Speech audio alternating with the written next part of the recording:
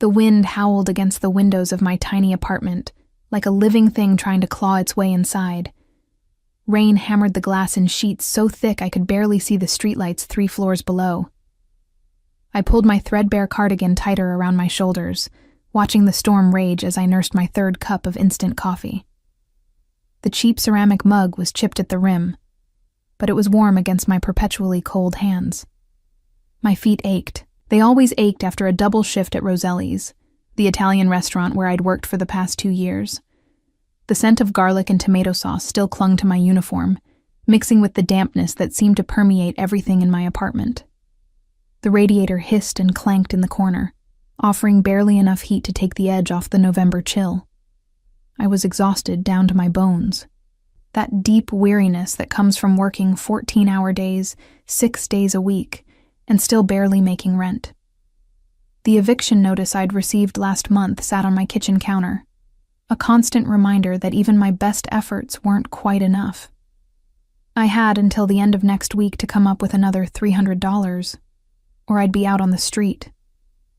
The thought made my stomach clench with familiar anxiety. I'd been alone since my grandmother died 3 years ago, the last family member I had in the world. No safety net, no one to call when things got desperate. Just me and my determination to survive, one shift at a time. A sudden urgent knocking at my door made me jump, coffee sloshing over the rim of my mug and scalding my thumb. I hissed at the pain, setting the cup down and wiping my hand on my jeans as the knocking came again, more insistent this time. Who would be at my door at 11 o'clock on a night like this? I peered through the peephole, my heart hammering against my ribs. Through the distorted glass, I could make out a man, tall and broad-shouldered, his dark hair plastered to his head by the rain.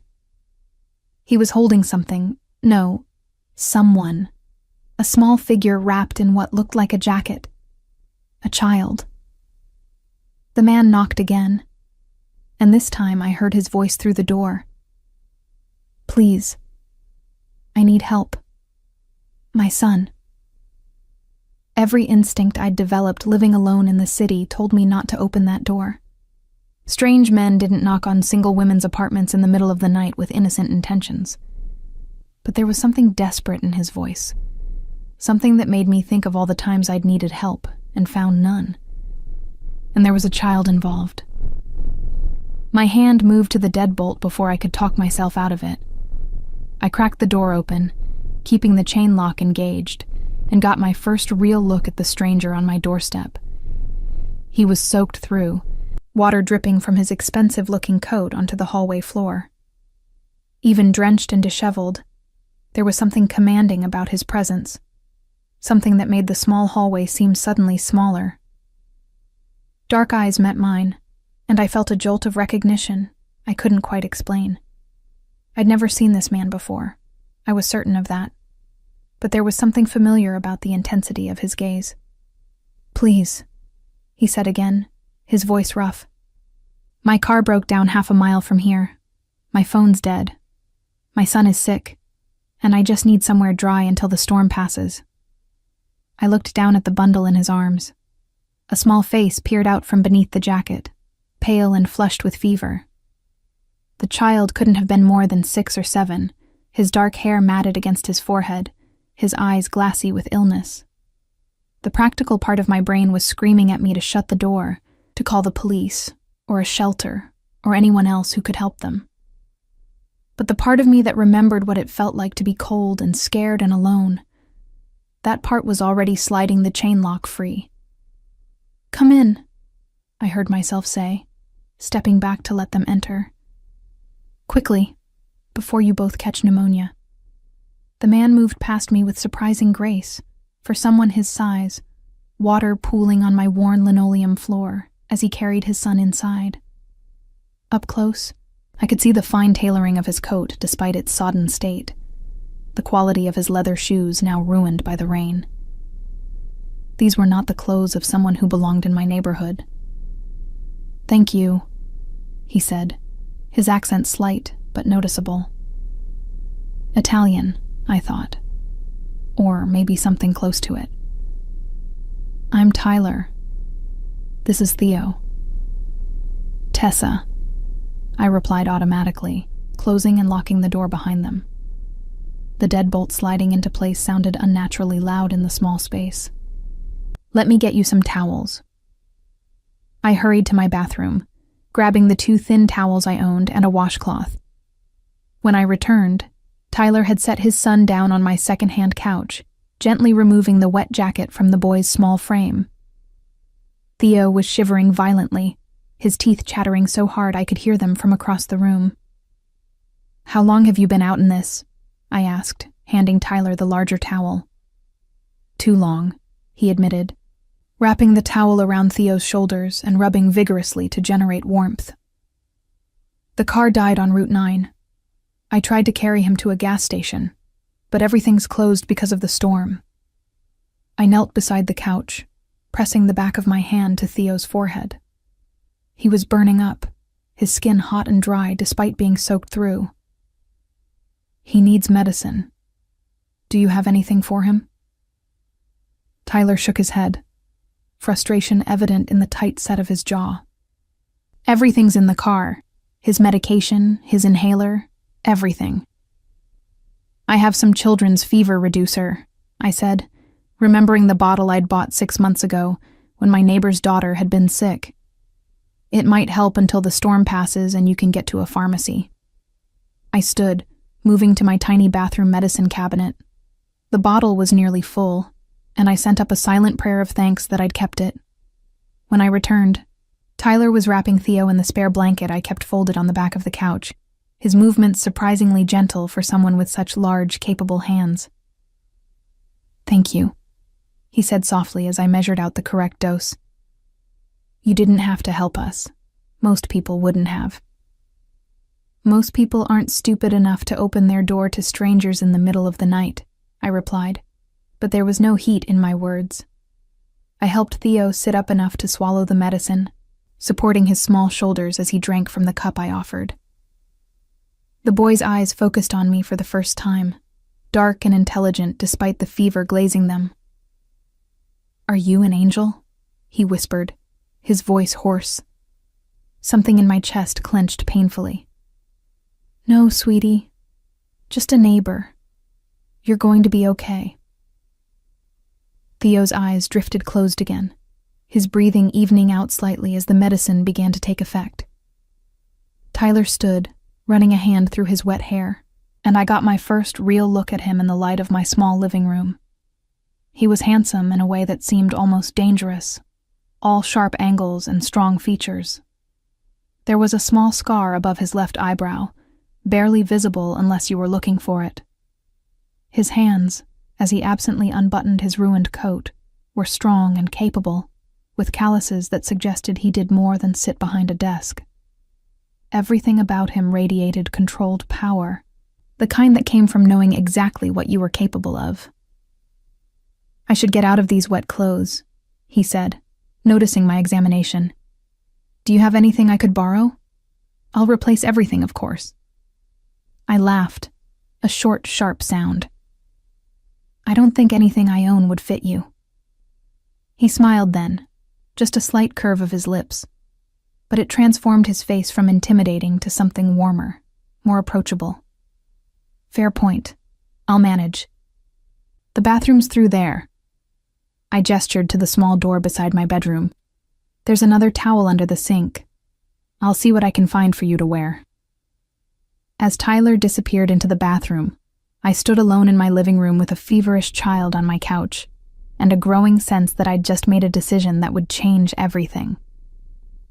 The storm continued to rage outside, but inside my small apartment, an entirely different kind of tempest was brewing. I rummaged through my drawers, finally pulling out an oversized men's sweatshirt I'd bought at a thrift store years ago, and a pair of sweatpants that might, with luck, fit him. They were shabby and worn, but they were dry. When Tyler emerged from the bathroom, his hair towel-dried and standing up slightly, he looked younger somehow, more human. He'd removed his shirt, and I caught a glimpse of a lean, muscular torso before he pulled the sweatshirt over his head. It was too tight across the shoulders, but would have to do. Thank you, he said again, and I realized he'd been saying that a lot. I know this is a massive imposition. It's fine, I replied, moving to check on Theo.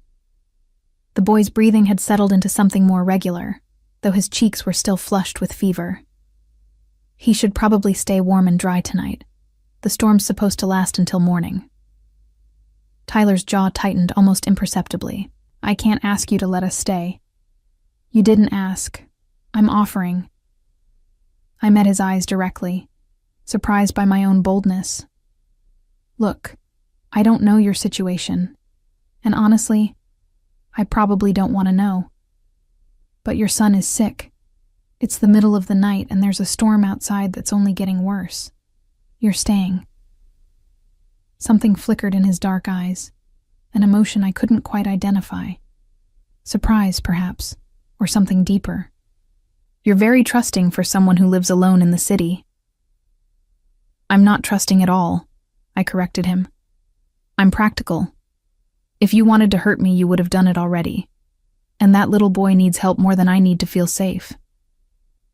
Tyler studied me for a long moment, and I had the distinct feeling I was being assessed, measured against some internal standard I couldn't see. Whatever conclusion he reached, it made him nod slowly. Then we'll stay, just until morning. He glanced around my small apartment, taking in the cracked walls, the secondhand furniture, the general air of someone barely getting by. Thank you, Tessa. Truly. I shrugged, suddenly uncomfortable with his gratitude. I'll make up the couch for him. You can have my bed. I'll sleep in the chair. Absolutely not, Tyler said firmly. You've already done more than enough. I'll take the chair. We argued about it for a few minutes, but eventually settled on Tyler taking the floor beside the couch, close enough to monitor Theo through the night. I provided him with extra blankets and a pillow that had seen better days. As I settled into my own bed, door cracked so I could hear if anything went wrong, I listened to the storm continuing its assault on the city. Thunder rumbled in the distance, and occasional lightning illuminated the cracks around my bedroom door. I should have been terrified, I realized. I'd just let two complete strangers into my home. One of them a man who radiated danger the way other people radiated warmth. But instead, I felt strangely calm, as if some part of me recognized that this moment, this choice, was exactly where I was supposed to be.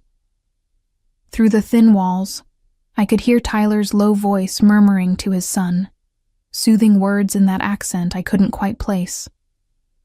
The sound was oddly comforting, filling the usual silence of my lonely apartment with something that felt almost like family.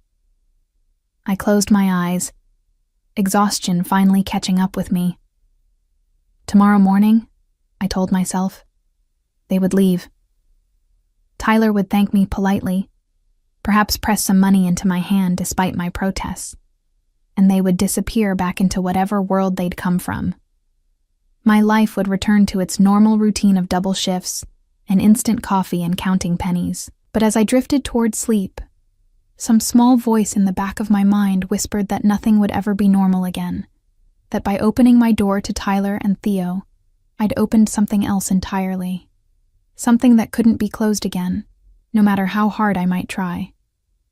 The storm raged on outside, but inside, in my small apartment that had never felt like home until tonight, something new was beginning. Something that felt dangerously close to hope. I woke to the smell of coffee, real coffee. Not the instant granules I'd grown accustomed to, but the rich, dark aroma of something expensive brewing in my tiny kitchen.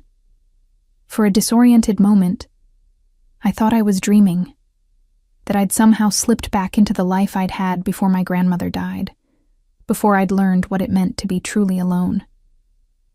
Then memory crashed back. Tyler. Theo. The storm. I sat up quickly, my heart racing as I pulled on a cardigan over my sleep shirt and padded barefoot into the living room. Sunlight streamed through my windows, the storm having passed in the night, leaving behind a crystalline morning that made everything look clean and new. Tyler stood in my kitchen, somehow looking perfectly at ease despite wearing my oversized sweatshirt and preparing coffee in a space barely large enough for one person. He'd found the French press I'd been given as a gift years ago and never used, and was pouring dark liquid into my chipped mugs with the confidence of someone accustomed to making himself at home anywhere. "Good morning," he said, his voice low to avoid waking Theo, who was still sleeping on the couch. "I hope you don't mind. I found a bodega open down the street and picked up a few things." My eyes moved to the counter, where an array of items I definitely couldn't afford sat in neat rows. Fresh bread, butter, eggs, orange juice, fruit. Real food, not the ramen and canned soup that usually comprised my diet. "You didn't have to do that," I said, suddenly conscious of how I must look, hair tangled from sleep, wearing clothes that had been washed so many times they were more holes than fabric. "You saved us last night," Tyler replied simply, handing me a mug of coffee. "This is the least I can do." I accepted the mug, wrapping both hands around its warmth. The coffee was perfect, strong but not bitter, and I couldn't help the small sound of appreciation that escaped my throat. When was the last time I'd had good coffee? Tyler's lips quirked in what might have been amusement. "Sit. Let me make you breakfast." "You really don't have to." "Tessa." The way he said my name stopped my protest cold. There was something in his tone, not quite commanding, but close to it, that made arguing seem pointless. "Sit." I sat at my small table, watching as he moved around my kitchen with surprising efficiency. He'd rolled up the sleeves of the sweatshirt, revealing strong forearms that flexed as he cracked eggs into a bowl. Everything about the way he moved spoke of competence, of a man accustomed to being in control. "How's Theo?" I asked, glancing at the small form still curled on my couch. "Better. His fever broke around 3 this morning." Tyler whisked the eggs with a fork he'd somehow located in my sparse collection of utensils. "Thank you for the medicine. And for everything else." "Anyone would have done the same," I said, though we both knew that wasn't true. "No," Tyler said quietly, his back to me as he poured the eggs into my only frying pan. "They wouldn't have. Most people would have kept their door locked. Some would have called the police.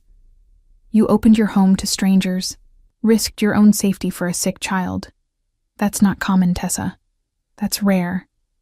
Something in his voice made me uncomfortable, as if he saw more in my actions than I'd intended. I'd helped them because it was the right thing to do. Nothing more complicated than that. "I should probably get ready for work," I said, standing and moving toward my bedroom. "I have a shift at noon." "On a Sunday?" Tyler glanced over his shoulder, one eyebrow raised. "Tips are better on Sundays," I explained, already pulling out my uniform from where I'd hung it the night before. The black pants and white shirt that marked me as service staff at Roselli's, invisible to most of the customers who sat in our dining room. When I emerged from my bedroom 15 minutes later, showered and dressed for work, Tyler had plated the eggs along with toast and fruit arranged with surprising artistry. He'd even found my grandmother's old linen napkins, the ones I never used because they seemed too nice for someone like me. "This looks amazing," I said honestly, sitting down to a breakfast that was more elaborate than anything I'd eaten in months. "It's nothing," Tyler replied, but he looked pleased as he sat across from me, his long legs barely fitting under my small table. "My mother insisted I learn to cook. She said a man who couldn't feed himself was only half a man." "She sounds wise," I said, taking a bite of eggs that were perfectly fluffy, seasoned with herbs I didn't even know I had. Something shadowed Tyler's expression. "She was. She passed 5 years ago." "I'm sorry." I knew that pain, the particular ache of losing someone who'd been your anchor. "I lost my grandmother 3 years ago. She raised me after my parents died." We ate in companionable silence for a few minutes, and I found myself studying Tyler in the morning light. He looked different than he had last night, less desperate, more dangerous. There was something coiled about the way he held himself, like a predator at rest, but ready to spring into action at any moment. "What do you do?" I asked, then immediately regretted the question. It was none of my business. Tyler's eyes met mine, dark and unreadable. "I'm in import and export, family business." It was a vague answer, the kind that invited no follow-up questions. I nodded, taking another bite of toast to avoid having to respond. A small sound from the living room made us both turn. Theo was stirring, his dark hair sticking up at odd angles as he pushed himself into a sitting position. His eyes were clearer than they'd been last night, the fever having done its work and passed. "Papa?" he called out, his voice still hoarse but stronger. "I'm here, Piccolo." Tyler was on his feet instantly, moving to his son's side with a speed that surprised me. He knelt beside the couch, pressing his palm to Theo's forehead with the practiced ease of a parent long accustomed to checking for fever. "How do you feel?" "Hungry," Theo said, and Tyler laughed, the sound rich and warm. "That's a good sign. Come, let's get you washed up and fed." I watched as Tyler helped his son to the bathroom, the gentleness of his touch at odds with everything else about him, the way he adjusted Theo's shirt, the protective hand on the boy's small back, the murmured words of encouragement, all spoke of a deep, abiding love. When they returned, I'd set a third place at the table, scraping together enough from what Tyler had bought to make a child-sized portion. Theo climbed into the chair, his legs swinging well above the floor, and gave me a shy smile. "Thank you for helping us last night," he said with a formality that seemed practiced. "Papa says you're very kind." "You're welcome, sweetheart." I found myself smiling despite the strangeness of the situation. "I'm glad you're feeling better." As Theo ate, Tyler's phone, which he'd evidently retrieved from his wet clothes and plugged in to charge, began to buzz incessantly. He glanced at it, his expression darkening, then picked it up and moved to my small window, speaking in rapid Italian too low for me to hear. I focused on Theo, asking him about school, about his favorite subjects. He was bright, articulate for his age, and clearly well-educated. He told me about his art classes, about the dog he wanted but his papa said they couldn't have yet, about his nonna who made the best pasta in the world. "We're supposed to visit her next month," Theo said, his face lighting up. "She lives far away, but Papa promised we could go for Christmas." Tyler returned to the table, sliding his phone into his pocket with a tension that hadn't been there before. "Tessa, I need to make a call.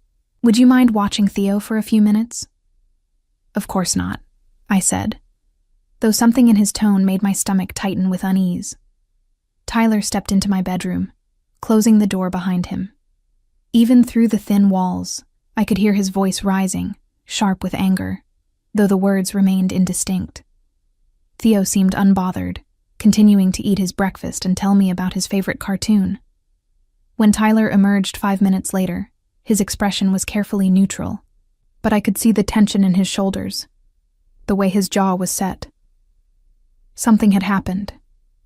Something that changed whatever plans he'd had for the morning. "Tessa," he said, his voice controlled. "I need to ask you something, and I need you to be honest with me." I stood, wiping my suddenly damp palms on my work pants. "Okay. Last night, after we arrived, did you tell anyone we were here? Call anyone? Text anyone? Mention it to a neighbor?" "No," I said, confused by the question. "I don't really have anyone to call. Why?" Tyler ran a hand through his hair, a gesture of frustration I was beginning to recognize. "Because someone knows we're here, and that's a problem." "I don't understand," I said, even as a chill ran down my spine. "What kind of problem?" He looked at Theo, who was still focused on his breakfast, oblivious to the tension in the room. When Tyler's eyes returned to mine, there was something in them that made my breath catch. Not quite fear, but close to it. Calculation, assessment, the look of a man weighing impossible options. "The kind that means I can't leave you here alone," he said finally. "Not now. Not after you've been seen with us." "Seen by who?" My voice rose despite my effort to stay calm. "Tyler, what's going on?" He stepped closer, close enough that I had to tilt my head back to maintain eye contact. "I'm going to tell you something, and you're going to think I'm insane. But I need you to listen carefully because your safety depends on it." My heart was hammering now, that flight response finally kicking in 12 hours too late. "You're scaring me." "Good," Tyler said, not unkindly. "You should be scared, because by helping us last night, by letting us into your home, you've made yourself visible to some very dangerous people. People who will use you to get to me if they can." "Who are you?" I whispered, though part of me had already begun to piece it together. The expensive clothes, the commanding presence, the vague explanation of his business, the phone call that had changed everything. Tyler held my gaze, unflinching. "My full name is Tyler Valentino. My family has been in the import-export business for 4 generations, but that's not all we do. We're also what most people would call organized crime." The words hung in the air between us, impossible and yet completely believable. I should have laughed, should have told him to get out, should have called the police. Instead, I found myself thinking about all the little details I'd noticed and ignored. The way he moved, the confidence that came from never questioning your own authority, the casual use of Italian, the careful way he'd assessed my apartment as if cataloging exits and vulnerabilities. "You're in the Mafia," I said flatly. "That's a simplification, but yes, essentially." Tyler's expression remained steady, giving me the space to process. "And last night, someone tried to kill Theo and me. Our car didn't break down, Tessa. It was sabotaged. We barely made it out before they caught up with us." I sank into my chair, my legs suddenly unable to support my weight. "And you came here. You brought that danger to my door." "I had no choice," Tyler said, and for the first time, I heard something like regret in his voice.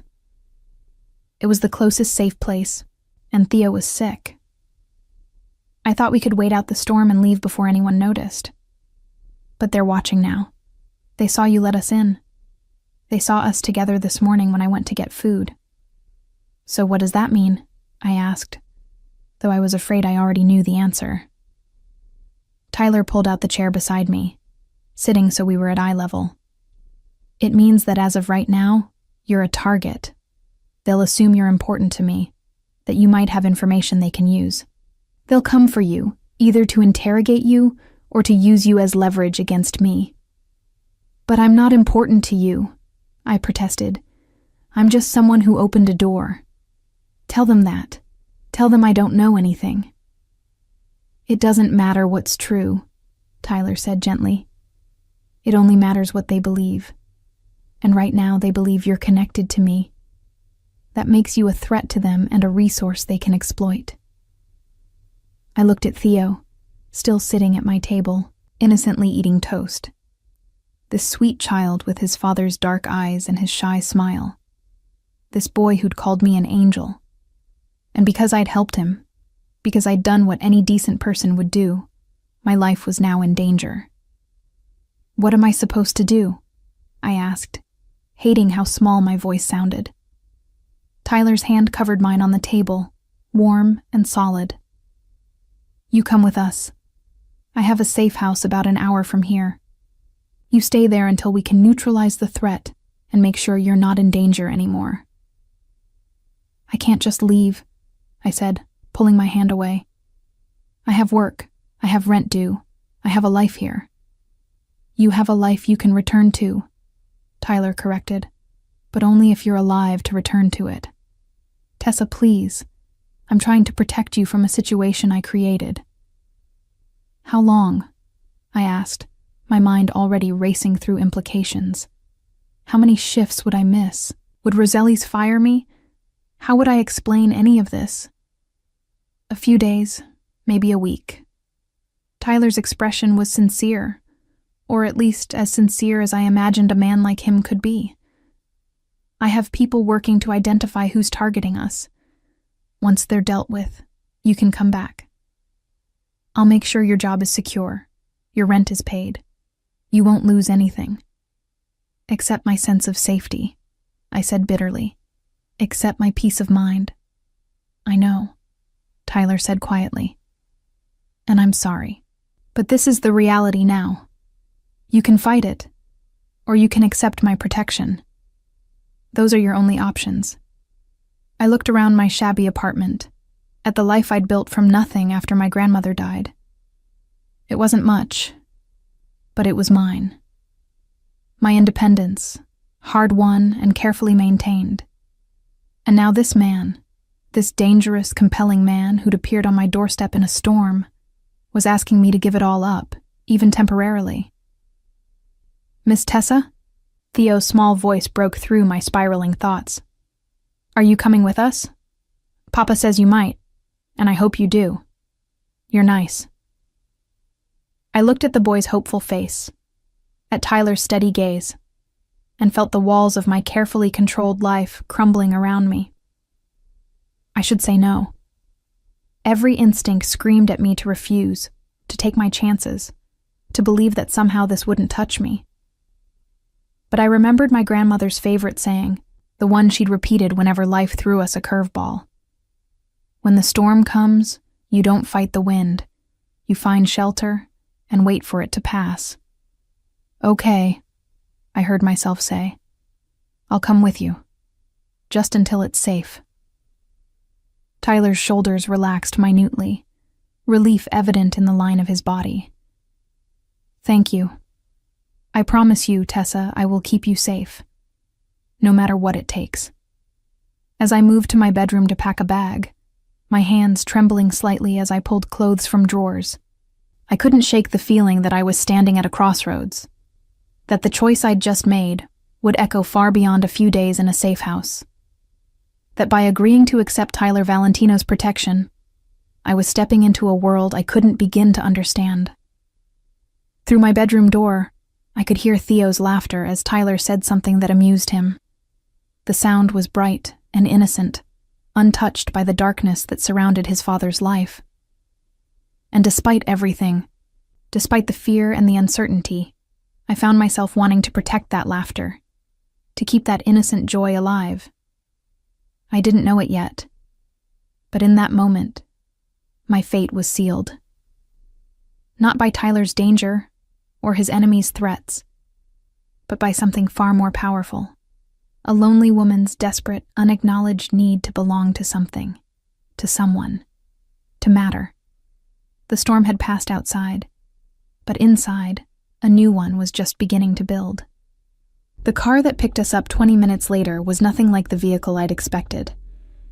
No flashy sports car or ostentatious limousine. Instead, a sleek black SUV with tinted windows pulled up to my building, so ordinary it was almost invisible.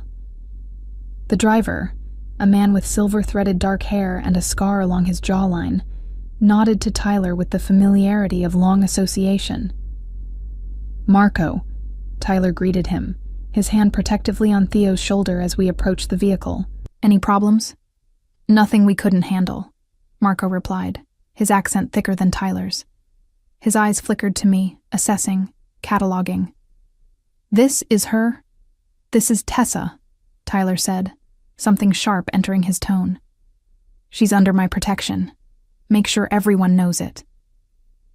Marco's expression shifted almost imperceptibly, some message passing between the two men that I couldn't decipher. "Of course, boss." Boss. The word sent a fresh wave of reality crashing over me. This wasn't just Tyler, the desperate father seeking shelter.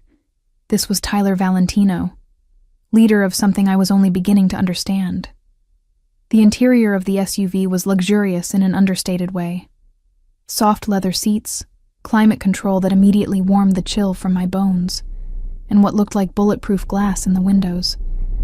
That last detail made my stomach clench. Who needed bulletproof glass if they weren't expecting bullets? Theo climbed into the back seat, and Tyler gestured for me to follow. I slid in beside the boy, hyper-aware of Tyler settling on my other side, his presence filling the space with that particular intensity I was beginning to associate with him. Marco got behind the wheel, and another man I hadn't noticed before took the passenger seat, his eyes constantly scanning our surroundings. As we pulled away from my building, I watched my apartment grow smaller in the side mirror. Everything I owned was in that shabby space, or in the single bag I'd hastily packed. My life, such as it was, contained in a few hundred square feet and one battered duffel bag. "You okay?" Tyler's voice was low, meant only for me. "I don't know," I admitted, watching the familiar streets of my neighborhood slide past. "This doesn't feel real." "I know the feeling," he said, and something in his tone made me look at him. His expression was distant, as if remembering his own moment of crossing from one world into another. "It gets easier." "Does it?" I asked, not really expecting an answer. Instead of responding, Tyler pulled out his phone and began typing rapidly. I caught glimpses of messages in Italian, responses coming in almost immediately. The phone buzzed constantly, a reminder that while we sat in this moving bubble of leather and climate control, Tyler's world continued to turn, continued to make demands.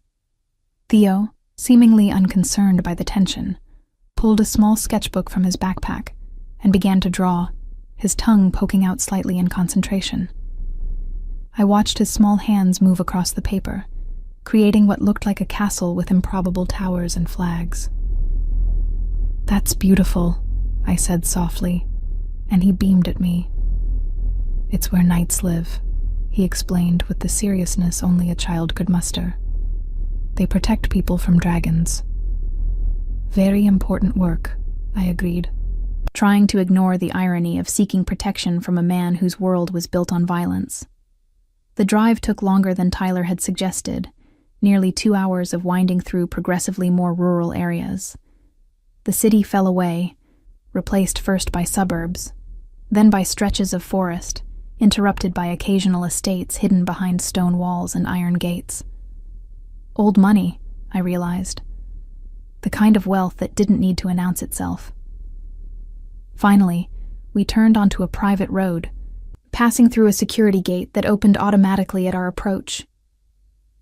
The driveway was long and tree-lined, revealing glimpses of manicured grounds before the house itself came into view.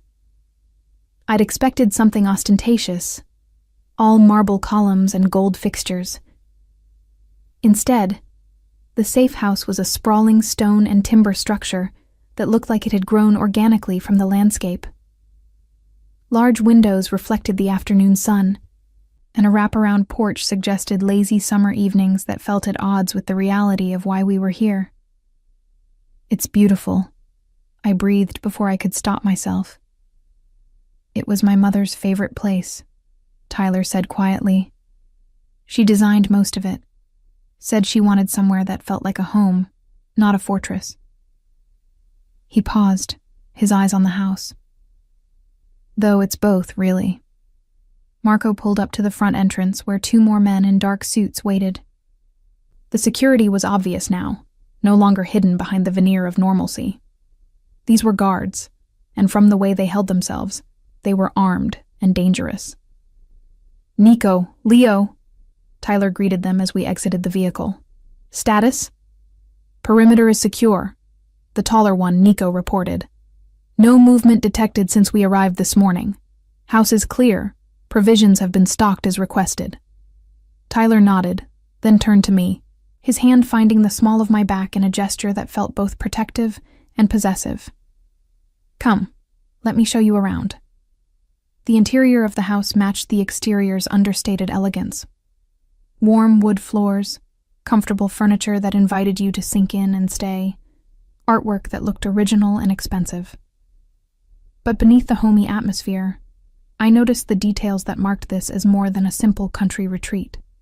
security cameras discreetly positioned in corners, windows that were likely reinforced, doors that looked solid enough to withstand a siege. "The kitchen is through here," Tyler said, guiding me through a living room with a massive stone fireplace. "Fully stocked. Make yourself at home. There's a library upstairs if you like to read, and the grounds are safe to walk during the day." "But not at night," I guessed. His expression grew serious. "Not alone, no." He led me up a curved staircase to the second floor, Theo racing ahead to what was apparently his usual room. The hallway was lined with doors, and Tyler opened one near the end, revealing a spacious bedroom decorated in soft blues and creams. "This is yours," he said, setting my duffel bag on the bed. "Private bathroom through there. If you need anything at all, just ask." I looked around the room, taking in the four-poster bed that looked like something from a magazine. The sitting area by the window with views of the forested grounds, the fresh flowers on the dresser. It was more luxury than I'd experienced in my entire life. "Tyler, this is too much," I said, feeling overwhelmed. "I can't—" "Yes, you can," he interrupted gently. "Tessa, you're here because of me, because I brought danger to your door. The least I can do is make sure you're comfortable while we sort this out." "And when it's sorted out?" I asked, needing to hear him say it again. "I can go back to my life?" Something flickered across his face, too quick to read. "Yes. When it's safe, you can go back to your life." He left me then, closing the door quietly behind him. I sank onto the edge of the bed, its softness almost uncomfortable after years of my lumpy mattress at home. Through the window, I could see the tree line, the manicured lawns, the wealth that surrounded this place like armor. I should have been relieved. I was safe here, protected by men with guns and security systems that probably cost more than I'd earn in a lifetime. But instead, I felt unmoored, cast adrift from everything familiar. A soft knock at my door made me stand. "Come in," I called, expecting Tyler, or maybe one of the staff I'd glimpsed in the kitchen. Instead, Theo poked his head in, his expression tentative. "Miss Tessa? Papa is busy with work. Can I show you my room?" I couldn't help but smile at his earnestness. "I'd love to see your room." I followed him down the hall to what was clearly a child's paradise. Toys organized on shelves, a bed shaped like a racing car, walls painted with a mural of a forest scene complete with hidden animals. It was a room designed with love, meant to make a child feel safe and special. "This is amazing, Theo," I said, watching as he pulled out various treasures to show me.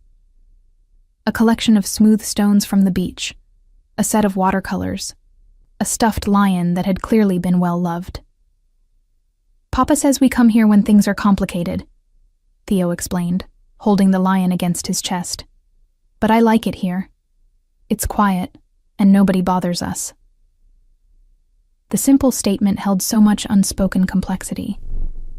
How often had this child had to flee to safety? How young had he been when he'd first learned that his father's world required places like this, fortresses disguised as homes? "Do you miss your friends when you're here?" I asked, sitting on the floor beside him as he began to line up toy cars. Theo shrugged, a gesture too old for his years. "I don't have many friends. Papa says it's safer that way." My heart clenched. What kind of life was this for a child? Always guarded, always careful, always aware that he couldn't be like other kids. And yet, looking at Theo's face as he made engine sounds for his toy cars, I saw a resilient joy that somehow persisted despite everything. "Well," I said, picking up a red sports car, "you have a friend now, if you want one." Theo's face lit up with a smile so bright it made my chest ache. "Really? You'll be my friend?" "Really," I promised, and felt the weight of that promise settle over me like a mantle. We played for nearly an hour, Theo's imagination creating elaborate scenarios for his toy cars to navigate. He was bright and creative, narrating stories with the unself-conscious enthusiasm of childhood. I found myself laughing at his dramatic sound effects, at the way he made each car have a distinct personality. The sun was beginning to set when Tyler appeared in the doorway, leaning against the frame with an expression I couldn't quite read. Soft, almost tender, watching us together. "Theo, time to wash up for dinner," he said, his voice gentle. "But Papa, we're right in the middle of a race," Theo protested, though he was already putting his cars away with practiced efficiency. "The race can continue tomorrow," Tyler said firmly but kindly. "Go on, Piccolo. Use the bathroom down the hall." Theo scampered off, leaving Tyler and me alone in the colorful room. I stood, brushing invisible dust from my jeans, suddenly self-conscious under his steady gaze. "Thank you," Tyler said quietly, "for being kind to him. Not everyone would be, given the circumstances." "He's a great kid," I replied honestly. "Sweet and smart and creative. You should be proud." Something vulnerable flashed across Tyler's face. "I am. More than anything else I've done.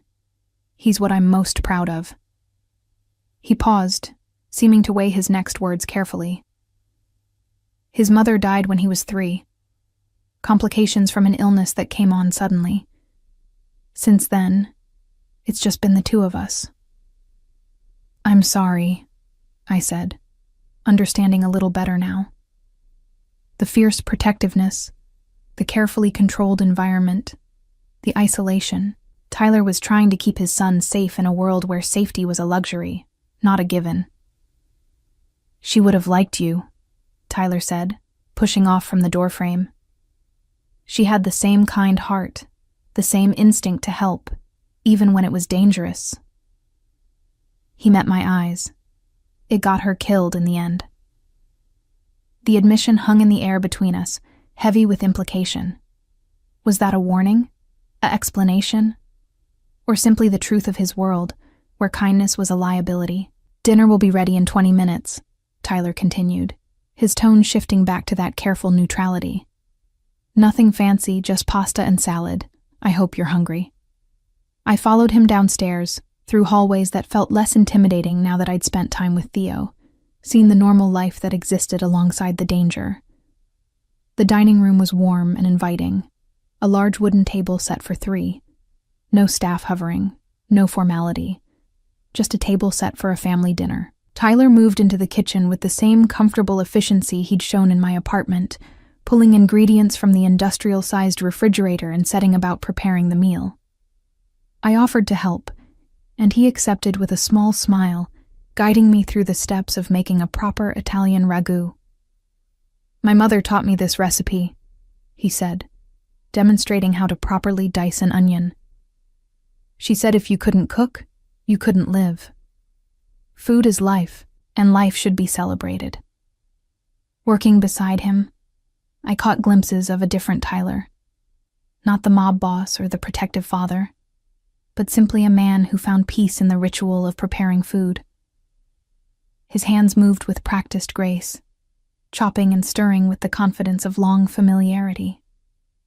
Theo reappeared, his face freshly washed and hair damp, climbing into a chair at the table and watching us with bright eyes. "Are you teaching Miss Tessa to cook, Papa?" "I'm trying," Tyler said with mock seriousness. "Though I think she's teaching me that not everyone learned to make pasta from scratch at age 6. "That's because not everyone had your nonna," I pointed out, and Tyler laughed, the sound rich and genuine.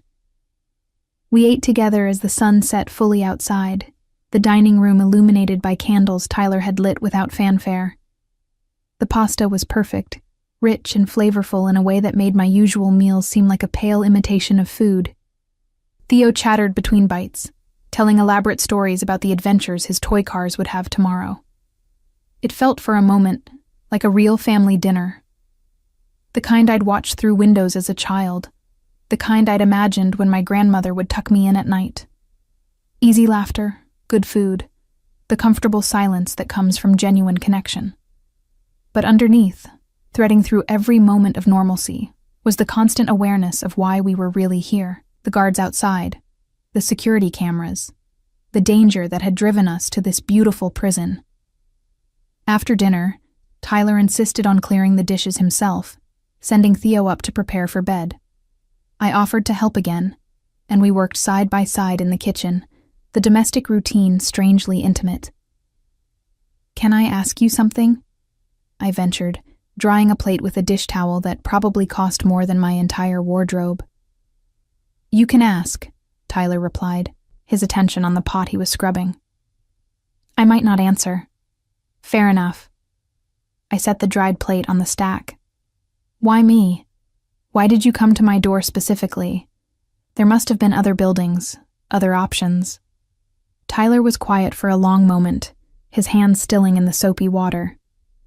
"Yours was the only light on," he said finally. "In the whole building, your window was the only one glowing. And I thought, there's someone awake at this hour, maybe someone who understands what it's like to be alone in the dark." The simplicity of the explanation made my throat tight. "And were you right?" He turned to face me, water dripping from his hands, his expression more open than I'd seen it. "Yes, I think I was exactly right." We stood there in the warm kitchen, the space between us charged with something I couldn't name. Recognition, maybe, or understanding. The kind of connection that happens when two people see something familiar in each other's loneliness. The moment broke when Theo's voice called from upstairs. "Papa, I'm ready for my story." Tyler's lips quirked in a small smile.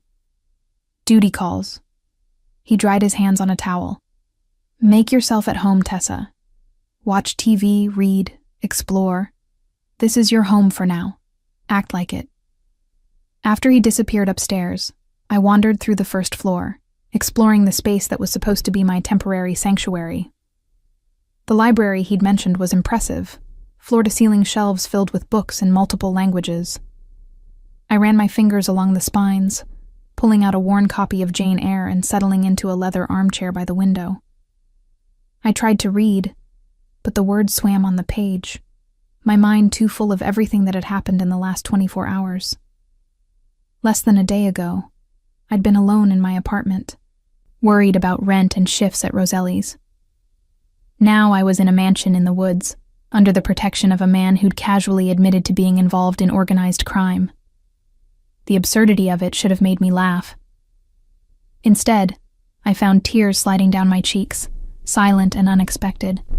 Not tears of fear exactly, but of release. The tension I'd been carrying since Tyler's revelation finally finding an outlet. I didn't hear him approach until he was kneeling beside my chair, his large hand covering mine on the book's cover. "Tessa," he said softly, "talk to me." "I don't know what to say," I admitted, wiping at my cheeks with my free hand.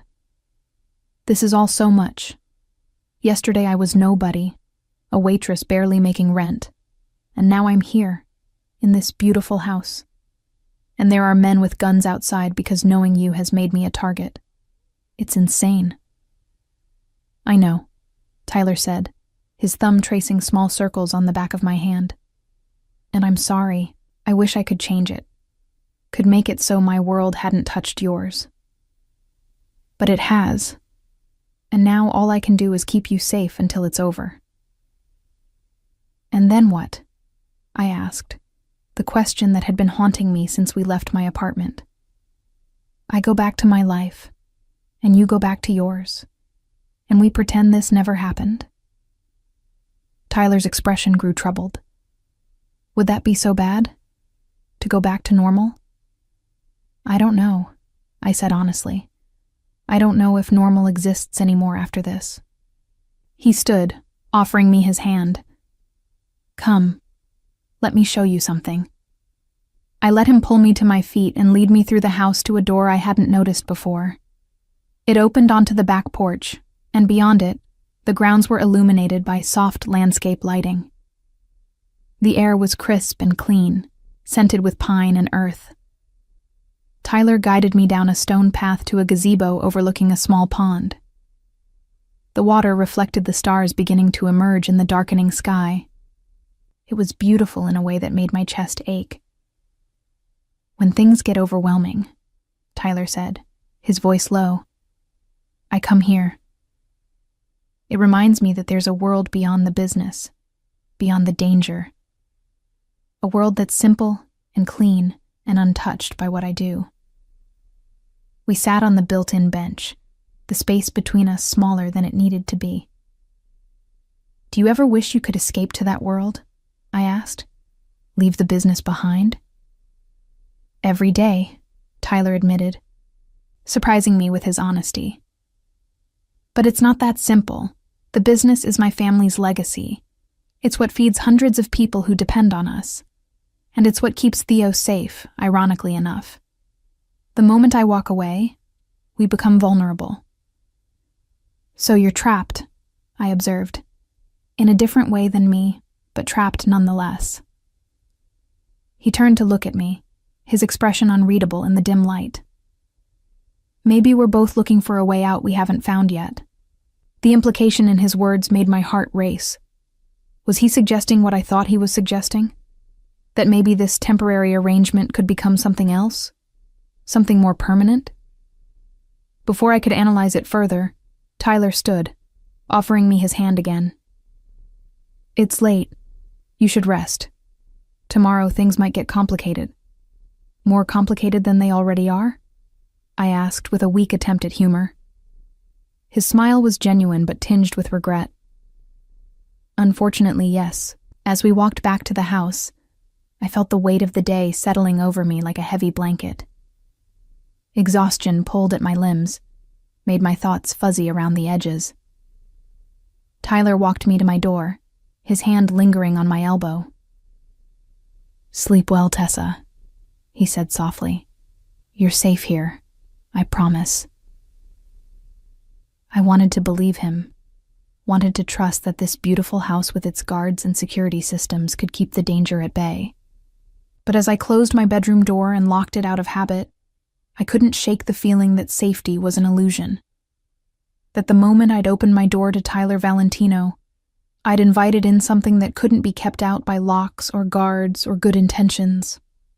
I changed into the silk pajamas I found folded in the dresser, far nicer than anything I'd ever owned, and climbed into the enormous bed. Through the window, I could see the tree line swaying gently in the night breeze, could make out the subtle movements of guards patrolling the grounds.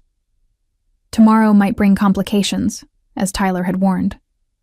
But tonight, in this moment, I was warm and safe, and surrounded by a luxury I'd never imagined.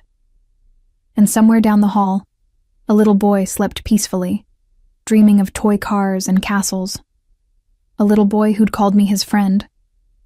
Maybe, I thought as sleep finally claimed me, maybe this could work. Maybe for just a little while, I could pretend this was my life, that I belonged here, in this house, with these people. It was a dangerous fantasy. But as I drifted off, I couldn't bring myself to care. I woke to the sound of raised voices. For a disoriented moment, I thought I was back in my apartment, listening to neighbors argue through paper-thin walls. Then the soft sheets against my skin and the faint scent of pine through the open window reminded me where I was. Tyler's safe house. His world. A world I was beginning to realize was far more complicated than he'd let on. The voices were coming from downstairs, muffled but intense. One was Tyler's, the controlled anger unmistakable even through the floor. The other was unfamiliar, deeper, with an edge that made the hair on the back of my neck stand up. I glanced at the clock on the nightstand. 6:15 in the morning. Through the window, dawn was just beginning to paint the sky in shades of pink and gold, the grounds emerging from shadow with stunning beauty that felt at odds with the tension thrumming through the house. I should stay in my room, should give them privacy for whatever business was being conducted. But curiosity and a growing sense of unease pulled me from the bed. I pulled on the robe I'd found hanging in the bathroom. cream-colored silk that felt sinfully soft against my skin, and cracked open my door. The voices were clearer now, coming from what I thought was Tyler's study on the first floor. "Can't keep her here indefinitely," the unfamiliar voice was saying. "It's too dangerous, Tyler. For her, and for us." "I'm aware of the risks, Antonio." Tyler's voice was tight with frustration. "But sending her back now would be signing her death warrant. Carmine's men are watching her building. They know she matters." "She doesn't matter," Antonio shot back. "That's the point. She's a nobody. A waitress you spent one night with. Let them figure that out on their own." I pressed my hand against the wall, steadying myself. One night? What was he talking about? "It doesn't work that way, and you know it." Tyler's voice dropped to a dangerous register I hadn't heard before. "They saw me bring her here. They saw me protect her. That makes her important whether she actually is or not. Perception is reality in our world." "Then change the perception," Antonio argued. "Pay her off. Set her up somewhere far away with a new identity. But don't keep her here like some pet you're sheltering. It makes you look weak, like you're letting a woman dictate your decisions." There was a long pause, and when Tyler spoke again, his voice was colder than I'd ever heard it. "Get out. Tyler, I'm trying to help. Get out of my house, Antonio. Now." I heard footsteps, heavy and angry, moving toward the front of the house. A door slammed. Then silence, thick and oppressive. I should have retreated to my room. Should have pretended I'd heard nothing. Instead, I found myself descending the stairs, drawn by a need to understand what Antonio had meant. One night. What night? Tyler was standing in the study doorway when I reached the first floor, his back to me, shoulders tense beneath his expensive shirt. He'd dressed for the day in dark slacks and a light blue dress shirt, every inch the successful businessman. Only the rigid set of his spine betrayed his agitation. "How much did you hear?" he asked without turning around. "Enough to be confused," I admitted. "Who's Carmine? And what did Antonio mean about one night?" Tyler turned to face me, his expression carefully neutral. But I was learning to read the small tells, the tightness around his eyes, the slight clench of his jaw. He was deciding how much to tell me. "Come in," he said finally, gesturing to the study. "We should talk." The study was masculine and elegant, lined with books and expensive-looking artwork. A large desk dominated the space, its surface cluttered with papers and a laptop. Through the window behind it, I could see the grounds bathed in early morning light, deceptively peaceful. Tyler moved to a sideboard and poured 2 glasses of water, handing me one before settling into the chair behind his desk. I took the chair opposite, feeling like I was being called in for a performance review. "First, Carmine," Tyler began, his tone businesslike. "Carmine Russo runs a rival organization. We've had an uneasy truce for the past 5 years, but recently, he's been making moves to expand into territory we control. The attempt on Theo and me 2 nights ago was his work. He tried to kill a child." I couldn't keep the horror from my voice. "He tried to kill me," Tyler corrected.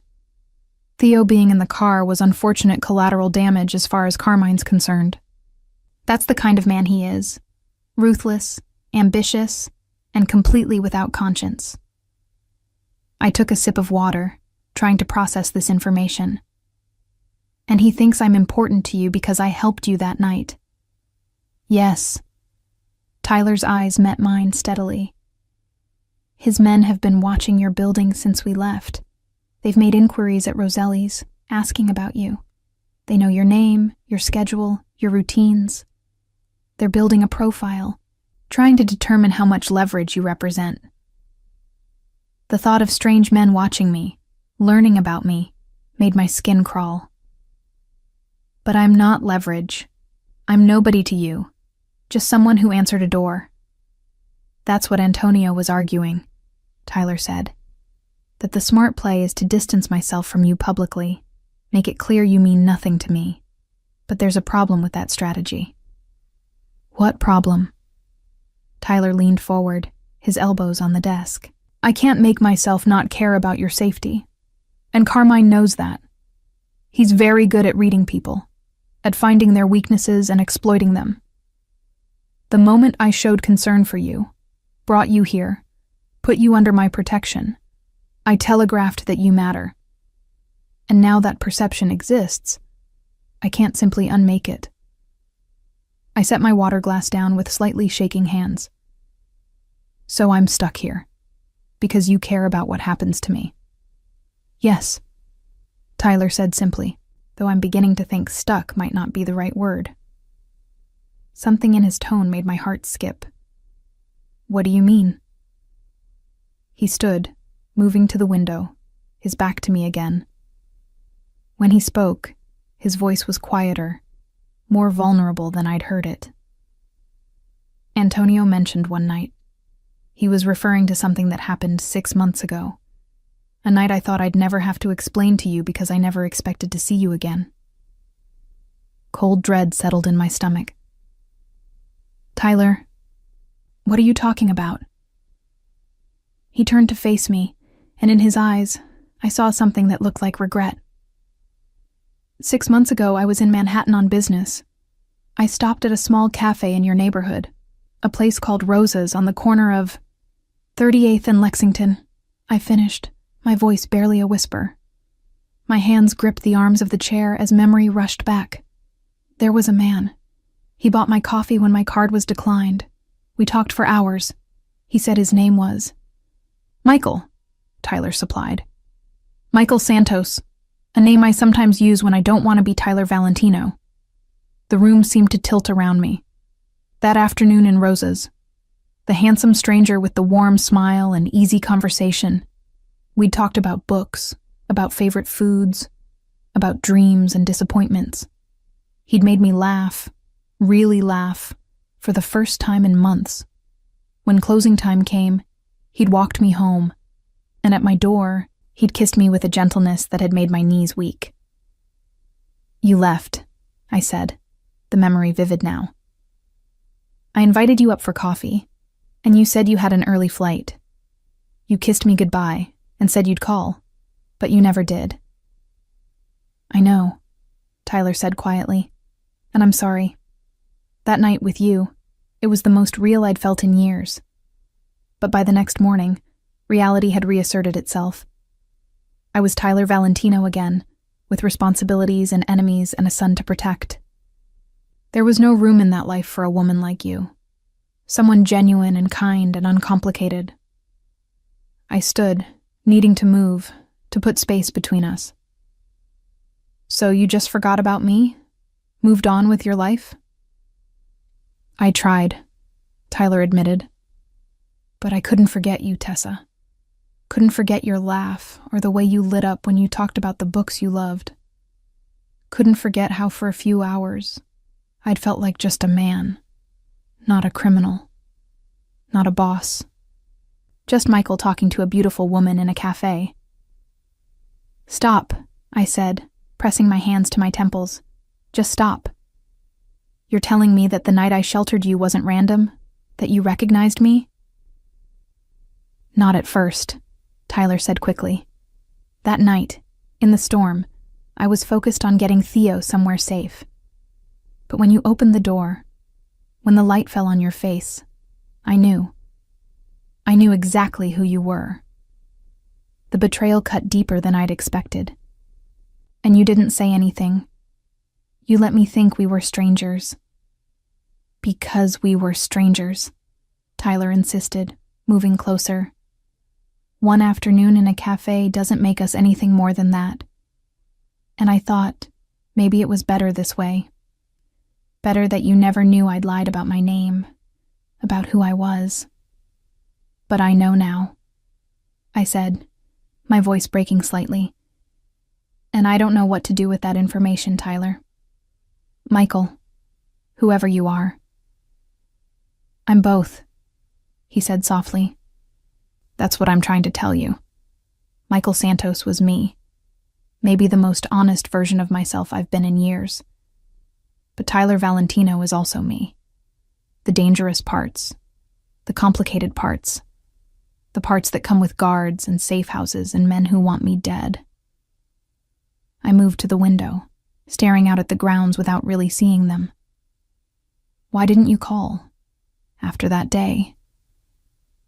Because I knew it couldn't go anywhere, Tyler said, his voice right behind me now.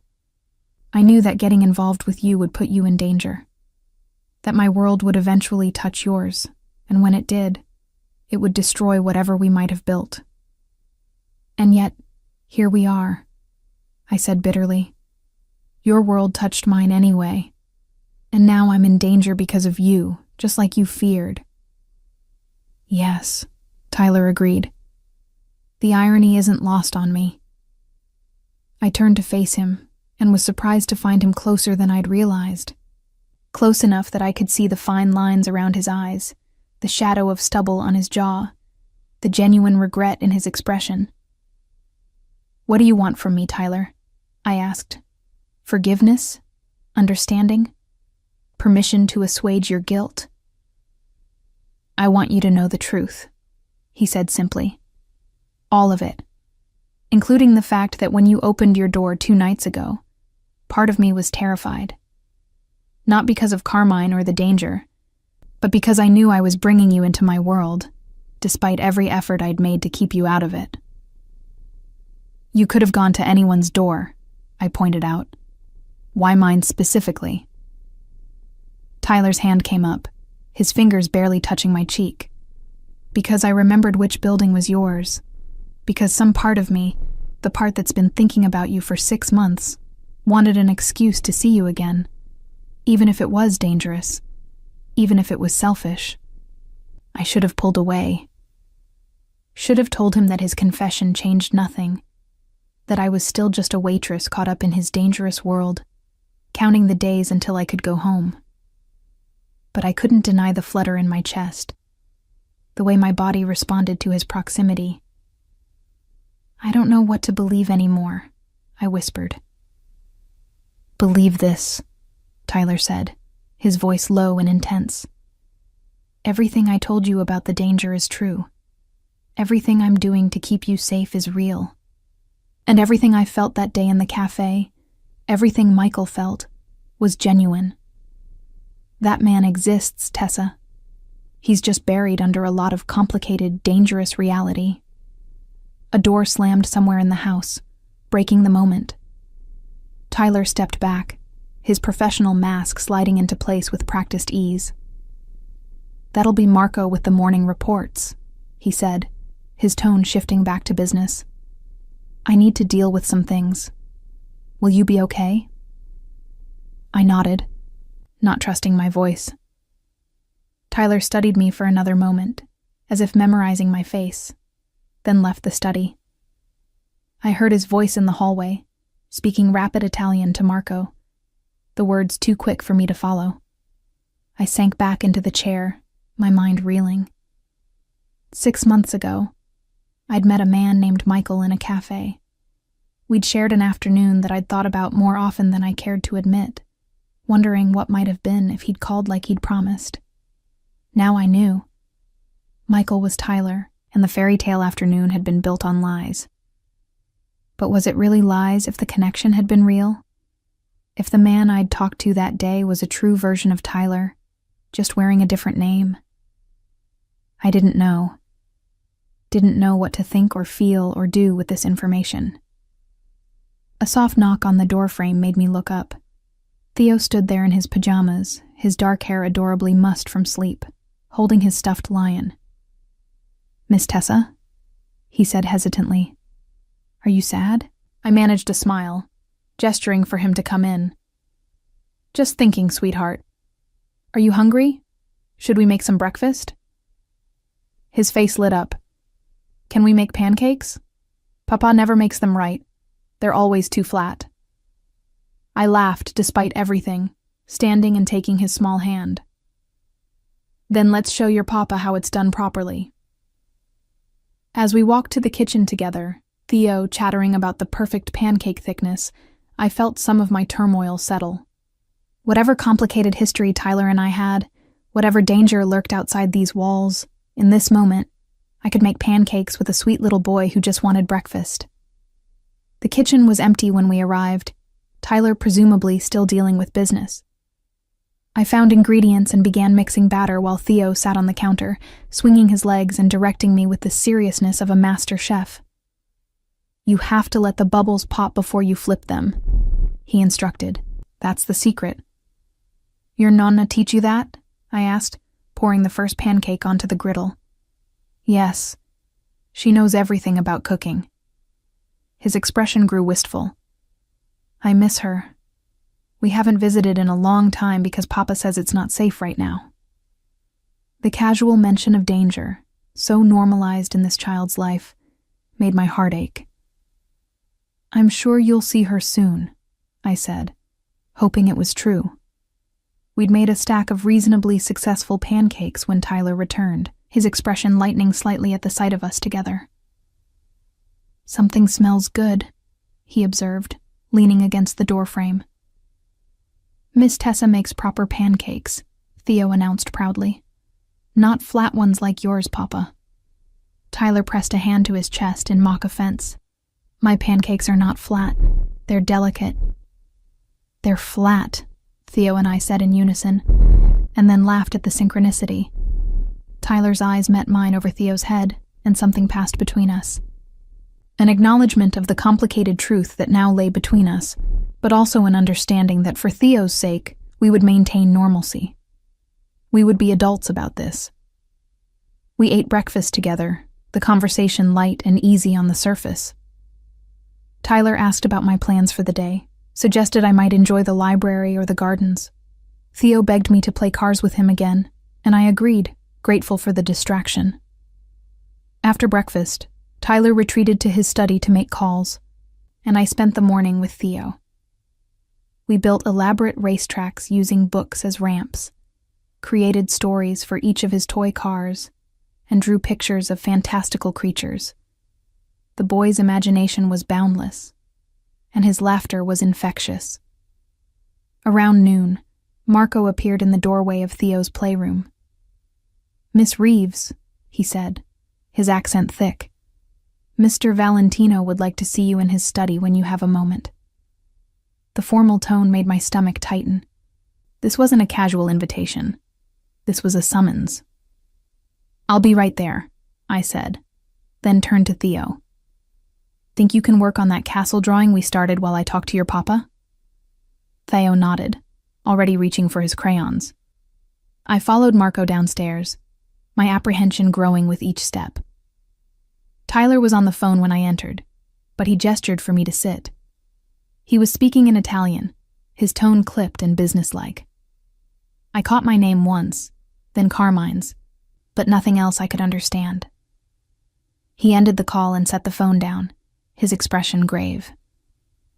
"We have a problem," he said without preamble. "Another one?"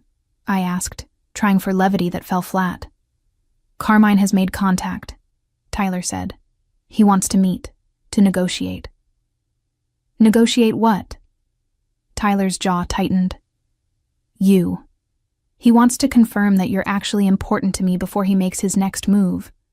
If I refuse to meet, he'll assume you're leverage worth taking. If I meet him, I'm confirming his suspicions." "So it's a lose-lose situation," I observed. "Unless," Tyler said slowly, "we turn it into an opportunity. If I meet with him, I can try to negotiate a truce, convince him that escalating this conflict isn't in anyone's interest. But to do that effectively, I need him to believe you matter to me." "And do I?" The question slipped out before I could stop it. "Matter to you?" Tyler held my gaze. "Yes," he said simply. "More than is probably wise." The admission hung between us, weighted with implications I wasn't ready to examine. "What do you need from me?" I asked instead. "I need you to come to the meeting," Tyler said, "to be seen with me, to make it clear to Carmine that yes, you're under my protection, and yes, harming you would have consequences." You want to use me as bait, I said, echoing Antonio's words from this morning. I want to use the perception of your importance as a negotiating tool, Tyler corrected. There's a difference. You'll be safe. I'll have men there, security measures in place. Carmine won't risk an open confrontation at a public meeting. It's not his style. And what if he doesn't agree to a truce? I asked. What if seeing me just makes me a bigger target? Then we deal with that, Tyler said firmly. But right now, this is our best option. Our only option, really, to end this without prolonged conflict that could put Theo at risk. The mention of Theo was a low blow, and Tyler knew it.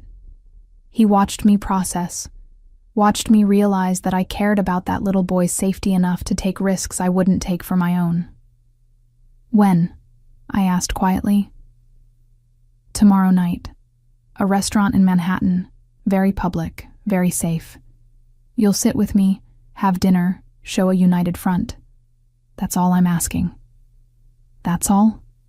I laughed humorlessly. Tyler, I'm terrified. I've never been in this kind of situation. I don't know how to act, what to say, how to be convincing. He stood, moving around the desk to kneel before my chair, taking my hands in his. You don't have to act, Tessa. Just be yourself. That's what will be convincing. That's what will make Carmine believe you matter. Because you do. To me, you genuinely do. I looked down at our joined hands, his strong and capable, mine small and trembling. Why? I whispered. Why do I matter to you? One afternoon 6 months ago shouldn't be enough to risk everything. It's not just that afternoon, Tyler said softly. It's the woman who opened her door in a storm to help a stranger. It's the woman who plays cards with my son and makes him laugh. It's the woman who looks at me and sees Michael, not just Tyler. You remind me that there's more to life than the business, than the danger. You remind me of who I wanted to be before I became who I had to be. Tears pricked at my eyes, unexpected and unwelcome. I don't know if I can do this, Tyler. Any of this. The danger, the lies, the complicated reality of your world. You don't have to decide anything now, he said, squeezing my hands gently. Just agree to tomorrow night. Help me end this threat. After that, if you want to go back to your life, I'll make sure you can. I'll make sure you're safe and set up somewhere Carmine will never find you. I promise. I wanted to believe him. Wanted to trust that after tomorrow, I could return to my simple life, my shabby apartment, my shifts at Rosselli's. But some part of me, the part that had been lonely for so long, knew that was impossible.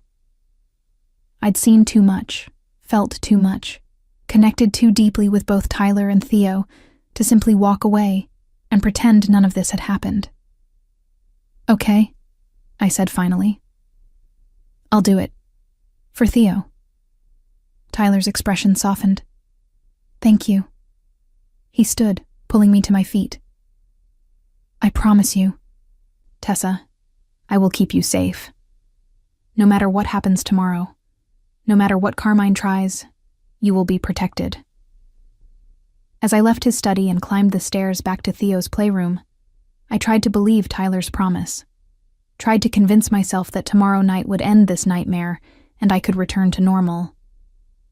But normal, I was beginning to understand, was already gone. The moment I'd opened my door to Tyler Valentino, normal had ceased to exist, and no amount of wishing would bring it back. The dress arrived that afternoon in a garment bag so elegant it seemed a shame to open it. Elena, a woman Tyler introduced as his assistant, delivered it to my room with a professional smile that didn't quite reach her eyes. She was beautiful in a severe way, her dark hair pulled back in a perfect chignon, her navy suit immaculate. Mr. Valentino thought you might need something appropriate for this evening, she said, laying the bag across my bed with careful precision. If it doesn't fit, I can have alterations made immediately. Thank you, I said, eyeing the bag warily. That's very thoughtful. Elena's expression shifted slightly, something almost like sympathy flickering across her features. A word of advice, Miss Reeves? Tomorrow night, stay close to Mr. Valentino. Don't engage with anyone unless he introduces them first. And whatever you do, don't show fear. Men like Carmine Russo feed on fear. Before I could respond, she was gone, her heels clicking efficiently down the hallway. I stared at the garment bag for a long moment before finally unzipping it, revealing a dress that took my breath away. It was midnight blue silk, simple in cut but clearly expensive, with a neckline that was elegant without being revealing. I held it up against myself, catching my reflection in the mirror. The woman staring back at me looked like someone who could belong in Tyler's world, someone sophisticated and confident. It was a lie, of course.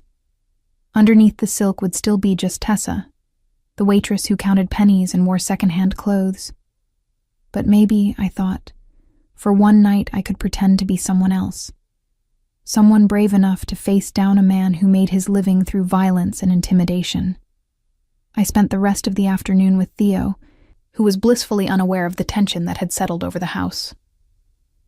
We played outside on the lawn, Marco and another guard watching from a discreet distance, as Theo chased butterflies and collected interesting rocks. His innocent joy was a balm to my frayed nerves. "Miss Tessa," he asked at one point, presenting me with a smooth gray stone, "will you stay with us forever?" The question caught me off guard. "I don't know, sweetheart. That's complicated. But you like being here, don't you?" His dark eyes, so much like his father's, searched my face with earnest hope. "And Papa likes having you here. I can tell." I knelt down to his level, brushing a stray curl from his forehead. "I do like being here with you. You're a very special boy, Theo. But sometimes grown-up things are complicated in ways that are hard to explain." He considered this, his expression far too serious for a 6-year-old. "Papa says complicated things usually work out if you're patient and brave.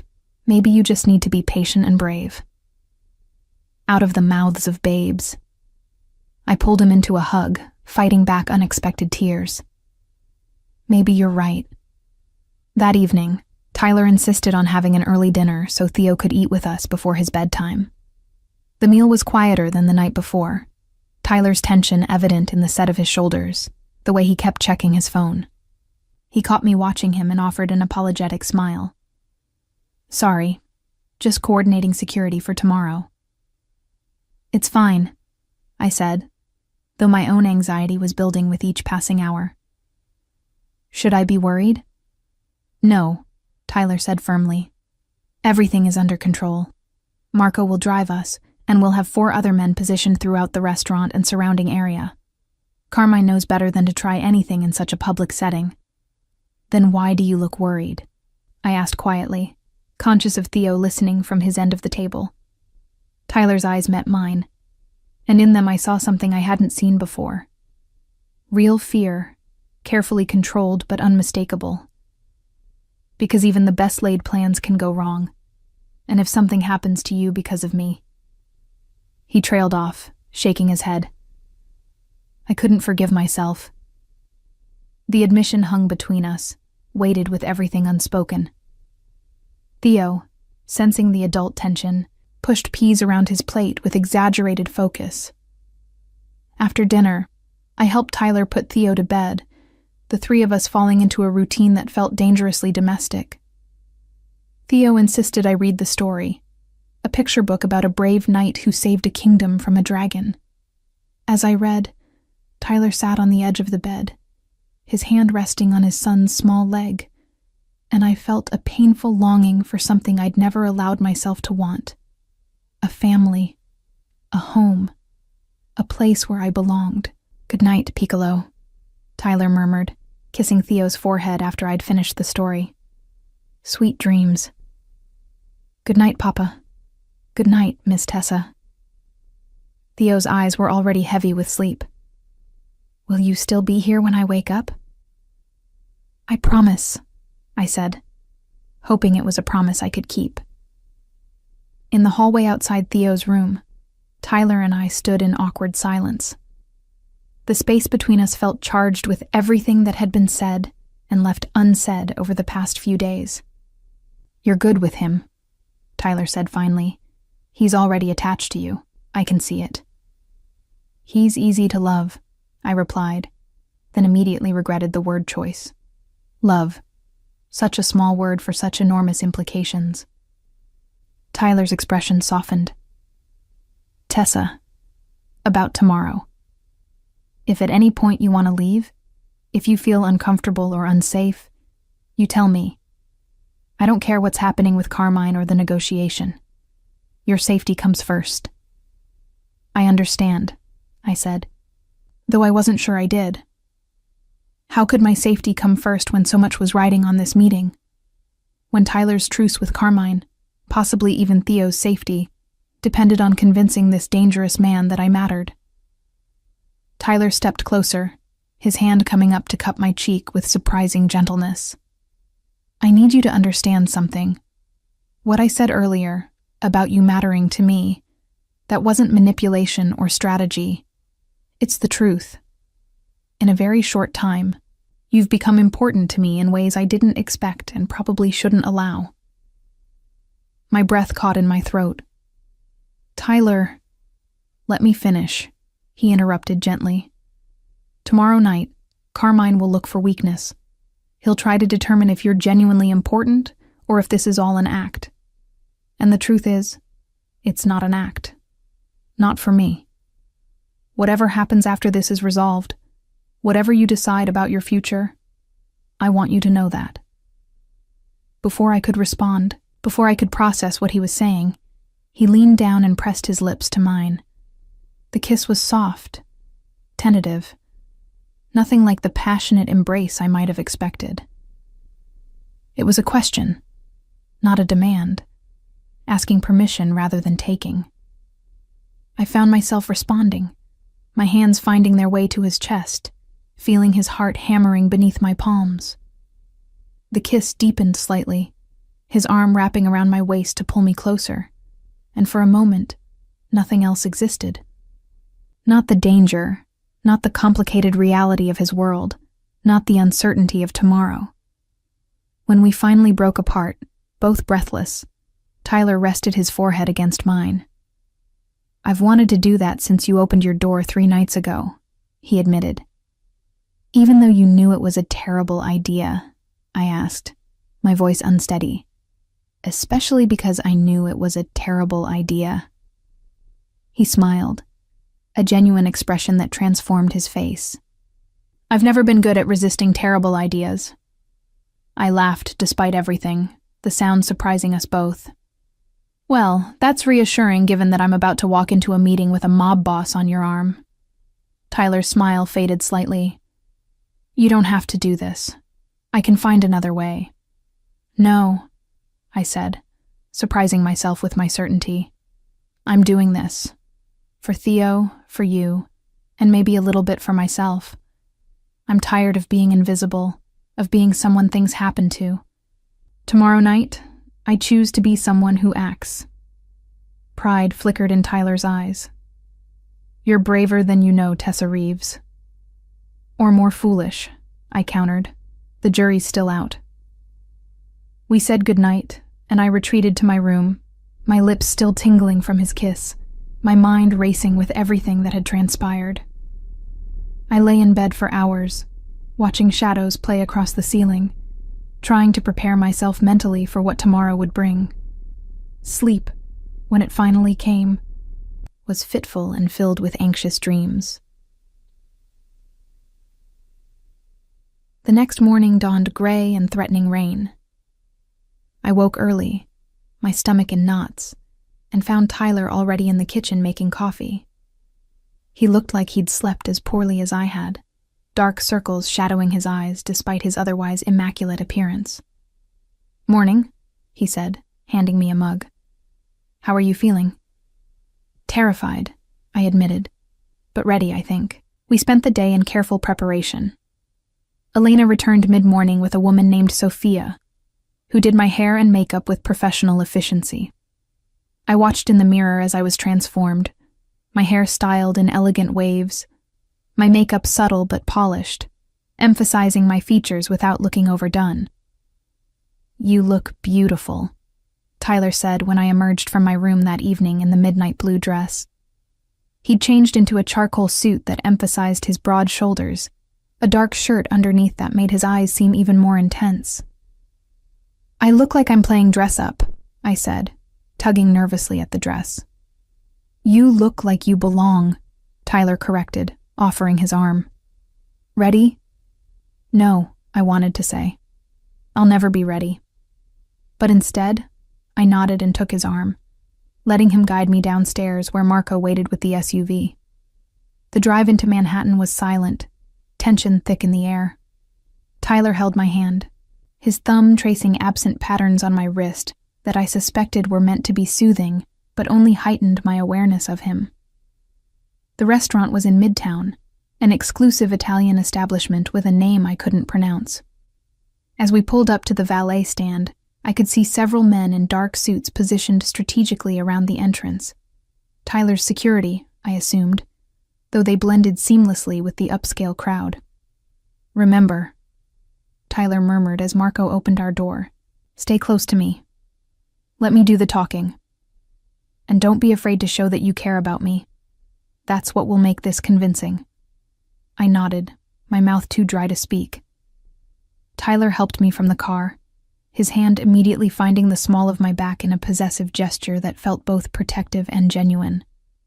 Inside, the restaurant was all dark wood and dim lighting, creating an atmosphere of intimate exclusivity.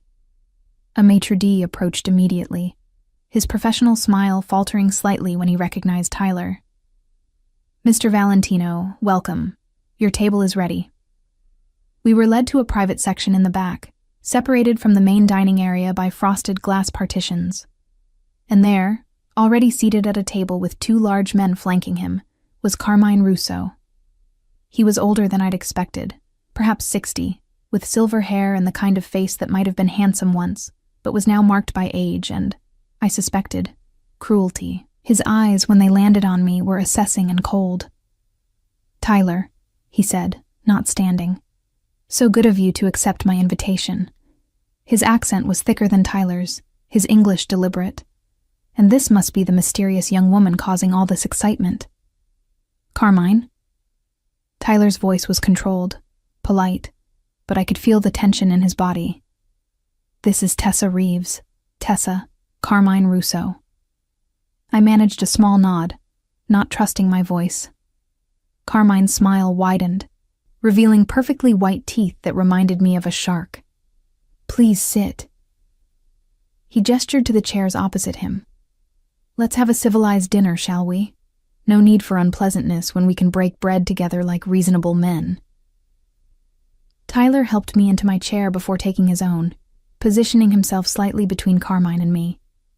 The protective gesture wasn't lost on anyone at the table. A waiter appeared immediately, pouring wine that I was certain cost more than my monthly rent. I took a sip, needing something to steady my nerves, and tried not to choke on the complex flavors. "So, Miss Reeves," Carmine said, his eyes never leaving my face. "Tell me about yourself. How does a waitress from Queens end up under the protection of Tyler Valentino?" I glanced at Tyler, who gave me an almost imperceptible nod. Permission to speak, or perhaps a reminder that honesty was our best strategy. "I helped him when he needed it," I said, proud that my voice barely shook. "His son was sick and they needed shelter. I let them in." "How charitable," Carmine said, though his tone suggested he found nothing charitable about it. "And Tyler, in his gratitude, decided to move you into his home? To put you under his considerable protection? That seems like quite an overreaction to a simple kindness." "There's nothing simple about Tessa," Tyler said, his voice carrying a warmth that I knew wasn't entirely fabricated. "She's special. And yes, she's under my protection. Which should matter to you, Carmine, because it means she's off limits." Carmine's expression hardened slightly. "Everything is negotiable, Tyler. You know that." "Not this," Tyler replied flatly. Not her. The tension at the table ratcheted up several notches. Carmine's guards shifted slightly, and though I couldn't see them, I sensed Tyler's men responding in kind. We were sitting on a powder keg, and one wrong word could ignite it. Interesting, Carmine mused, sitting back in his chair. In all the years I've known you, Tyler, I've never seen you declare anything off limits. You're usually more pragmatic about these things.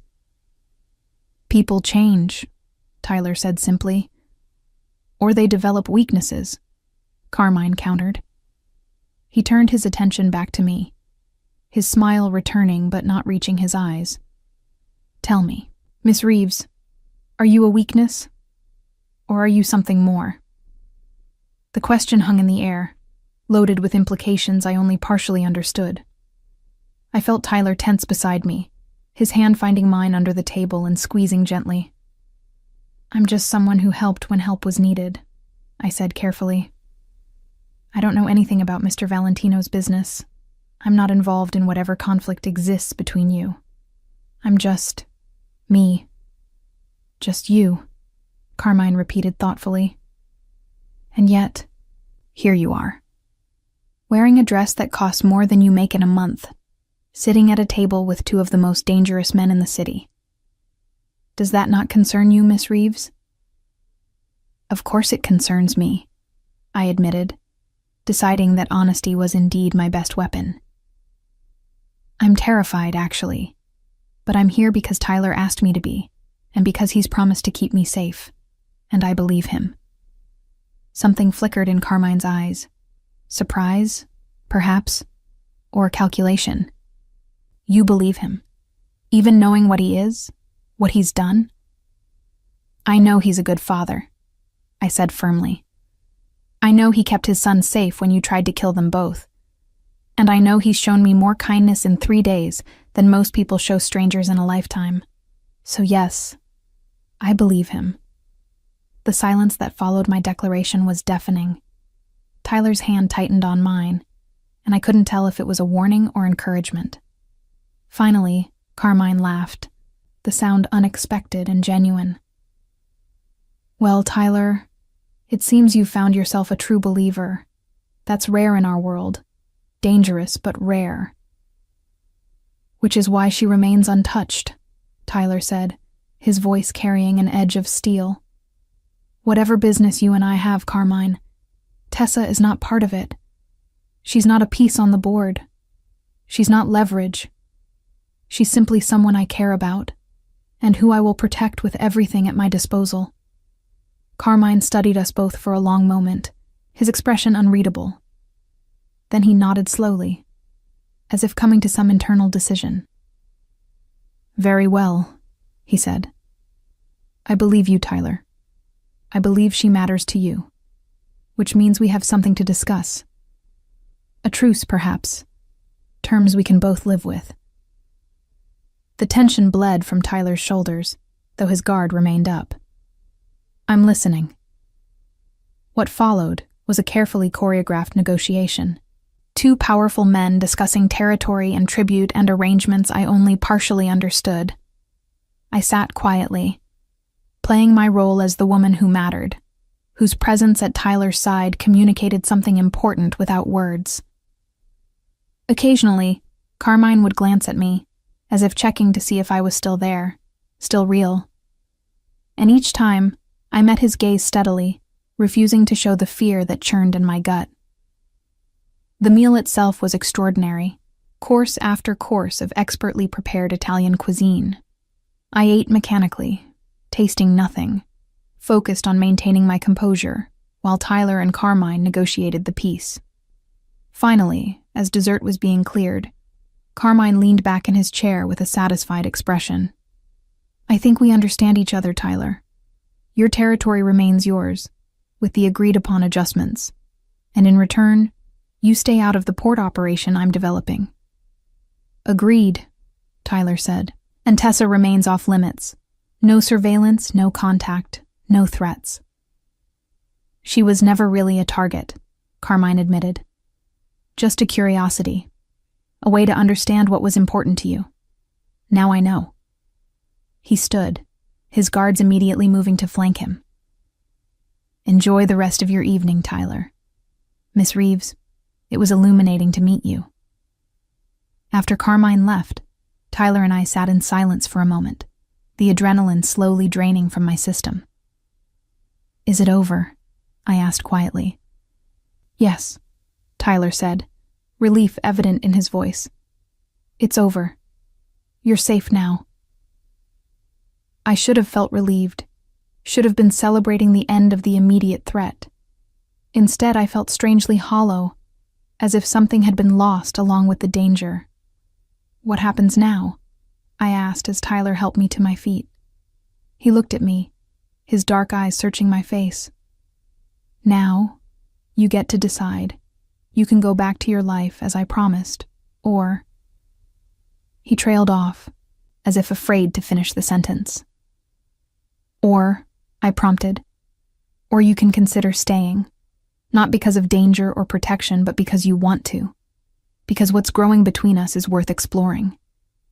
My heart hammered against my ribs. Tyler, I don't know if I can live in your world. It's so different from everything I know. I'm not asking you to live in my world, he said softly. I'm asking if we can build a new one together. One where you're not just the woman I'm protecting, but the woman I'm choosing, and who's choosing me back. Before I could respond, Marco appeared at the entrance to our private area. Boss, we should move. There's press outside. Someone leaked that you were here. Tyler cursed softly in Italian, then turned to me. Ready to face the cameras? Absolutely not, I said honestly, making him smile despite the situation. Too late now. Just stay close and let me handle it. As we made our way through the restaurant and out into the cool evening air, camera flashes erupted around us. Questions were shouted from all directions, but Tyler ignored them all, his arm wrapped protectively around me as Marco and the other guards cleared a path to the SUV. I caught glimpses of headlines in the making. Tyler Valentino's mystery woman. Mob boss goes public with new romance. Who is Tessa Reeves? By morning, I knew. My face would be splashed across tabloids and social media. My privacy, such as it was, would be completely gone.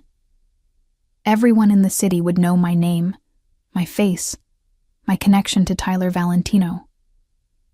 As the SUV pulled away from the chaos, I leaned my head back against the seat and closed my eyes. I'd thought tonight was about ending the danger, about winning my freedom back. Instead, I realized it was just the beginning of something terrifying and exhilarating and completely unpredictable. And for the first time in my life, I wasn't sure if I wanted to run from it or toward it. The headlines were worse than I'd imagined. By the time we returned to the safe house, my phone, which I'd barely used since arriving, was exploding with notifications. Messages from old acquaintances I hadn't heard from in years, friend requests from strangers, and dozens of missed calls from numbers I didn't recognize. Don't read them, Tyler advised as we entered the house, his hand still at the small of my back. Nothing good ever comes from reading what people say online. But curiosity got the better of me.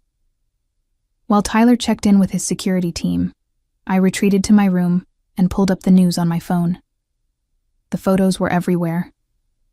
Tyler and me leaving the restaurant, his arm around me, my face caught in profile looking up at him. We looked, I had to admit, like a couple. Like people who genuinely cared about each other. The articles were less kind. Gold digger. Nobody waitress. How long before Valentino gets bored? The comments were even worse. Anonymous strangers dissecting my appearance, my background, my worth as a human being. I was so absorbed in the vitriol that I didn't hear Tyler enter until he gently took the phone from my hands. I told you not to read them, he said, setting it on the dresser and sitting beside me on the bed. People are cruel when they're hiding behind screens. They're not wrong, though, I said, my voice small. I am a nobody, I am just a waitress. What business do I have being photographed on your arm? Tyler's hand cupped my face, forcing me to meet his eyes. You are not a nobody, Tessa. You're a woman who showed kindness when you didn't have to. You're someone who plays with my son and makes him laugh. You're brave enough to sit across from Carmine Russo and not flinch. That's not nobody. That's extraordinary. Tyler. No, listen to me. His voice was firm but gentle. I know my world is harsh. I know the spotlight is unforgiving. But you handled yourself tonight with more grace than people who've been raised in this life. You were perfect. I was terrified, I admitted. So was I, Tyler confessed. Every second I sat there, I was terrified something would go wrong, that Carmine would see through us, or that one of his men would make a move, or that you'd realize just how dangerous this all was and run. I thought about it, I said honestly. Running, I mean. Especially when Carmine looked at me like I was a puzzle to solve. Tyler's thumb traced my cheekbone. But you didn't run. You stayed. You fought for this, for us, even though you barely know me. I know you better than you think, I said softly. I know you're a good father. I know you keep your promises. I know you make terrible pancakes but excellent ragu. I know you read to your son every night and that you miss your mother. I know you're trying to build something better than what you inherited. Something vulnerable flickered in Tyler's eyes. How do you see all that? Because I've been watching, I admitted. The same way you've been watching me. He leaned closer, his forehead resting against mine. Tessa, I meant what I said at the restaurant. You have a choice now. The danger is over. Carmine won't touch you. You can go back to your apartment, your job, your life. I'll make sure you have enough money to be comfortable for a while. You'll never have to worry about rent or bills again. And if I don't want to go back? The words escaped before I could stop them. Tyler pulled back slightly, searching my face. What are you saying? I don't know, I admitted. I should want to go back. I should be counting the hours until I can return to normal. But when I think about leaving here, leaving you and Theo, it feels wrong. Like I'd be walking away from something important. You would be, Tyler said quietly. Important to me, to Theo. In 3 days, you've become part of our lives in a way I didn't think was possible. But it's only been 3 days, I protested. That's not enough time to make a life-changing decision. Then don't decide now, Tyler said. Stay a while longer. Not because you have to, but because you want to. Get to know us, this life, without the pressure of immediate danger hanging over your head. And when you're ready, you can decide. It was a reasonable suggestion. A way to buy time, to figure out if what I was feeling was real, or just adrenaline and fear, and the intoxicating pull of Tyler's world. What about my job? I asked. My apartment? I've already spoken to Roselli's, Tyler said. You're on extended leave, paid, and your apartment rent is covered for the next 6 months. If you decide to stay here, we'll deal with it then. If you decide to go back, everything will be waiting for you. You've thought of everything, I observed. I always do, Tyler replied with a slight smile. It's how I've survived this long. A soft knock at the door interrupted us. Papa? Theo's voice called. Is Miss Tessa okay? Marco said there were lots of people with cameras. Tyler stood and opened the door, revealing Theo in his pajamas, his stuffed lion clutched against his chest. Miss Tessa is fine, Piccolo, just a little tired. Theo looked past his father to where I sat on the bed. Were you scared? A little, I admitted. But your papa kept me safe just like he promised. Theo's face brightened. Papa always keeps his promises. That's why he's the best papa ever. The simple declaration made my chest ache. This child, who'd lost his mother at 3, who lived in a world of guards and safe houses, still believed his father was a hero. And maybe, I thought, in the ways that mattered to a 6-year-old. Tyler was. "Wanna come say goodnight properly?" Tyler asked me, and I nodded, standing and following them to Theo's room. The bedtime routine was becoming familiar. Theo picking out a story, climbing into his race car bed, Tyler and me sitting on either side while I read. Tonight's selection was about a princess who saved herself from a dragon, refusing to wait for a prince to rescue her. "I like that story," Theo said sleepily when I finished. "Miss Tessa is like the princess. She's brave and doesn't need saving." "Sometimes everyone needs a little help," I said gently. "Even brave princesses." "But you helped us first," Theo insisted, his eyes drooping. "You saved Papa and me from the storm. So you're the hero." I looked at Tyler over Theo's head and found him watching me with an expression that made my heart skip. There was gratitude there, yes, but also something deeper.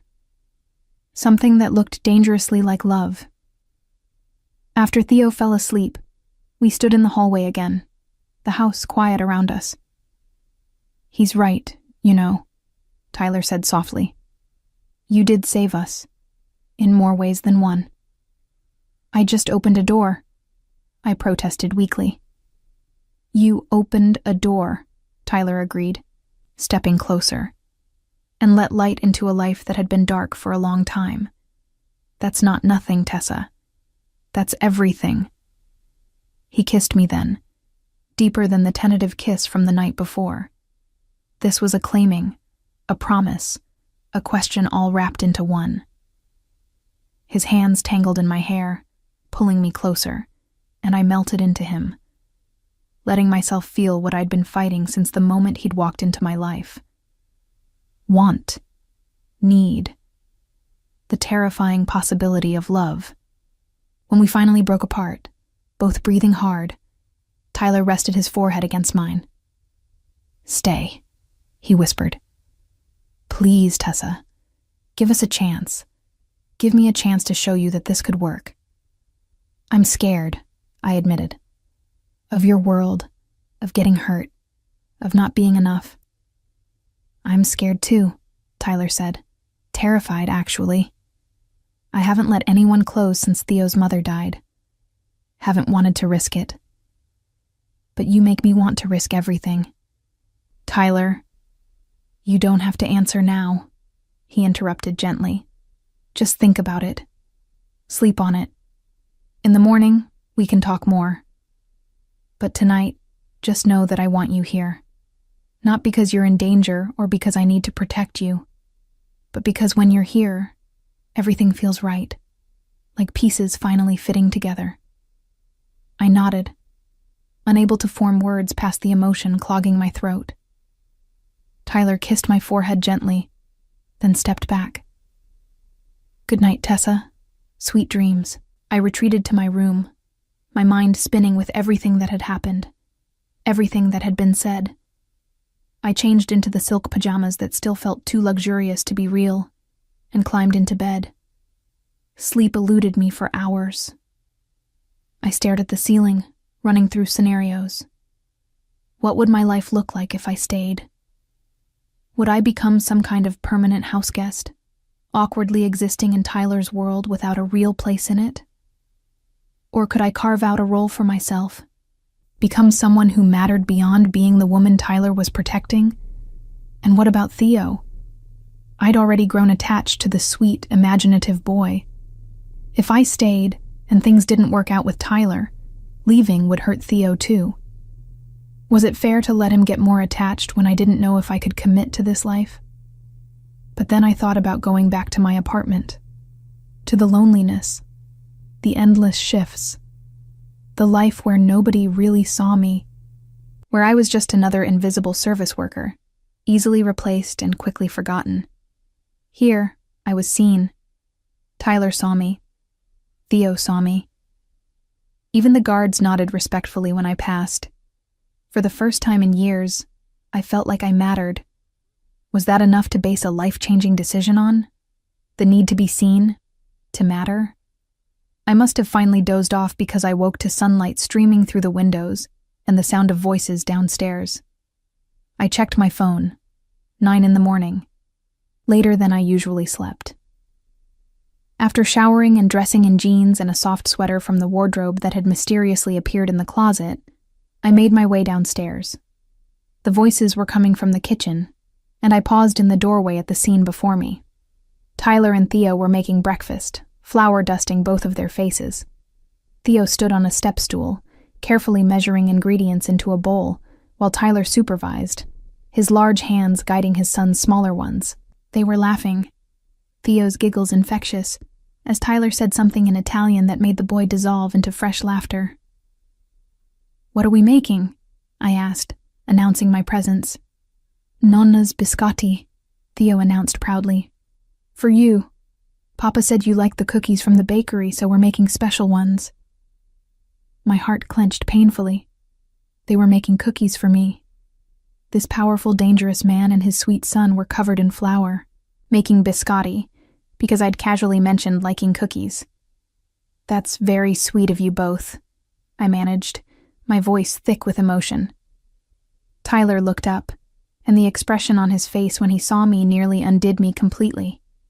There was such open affection there, such hope, that I had to look away. "Come help," Theo insisted. "You can shape them.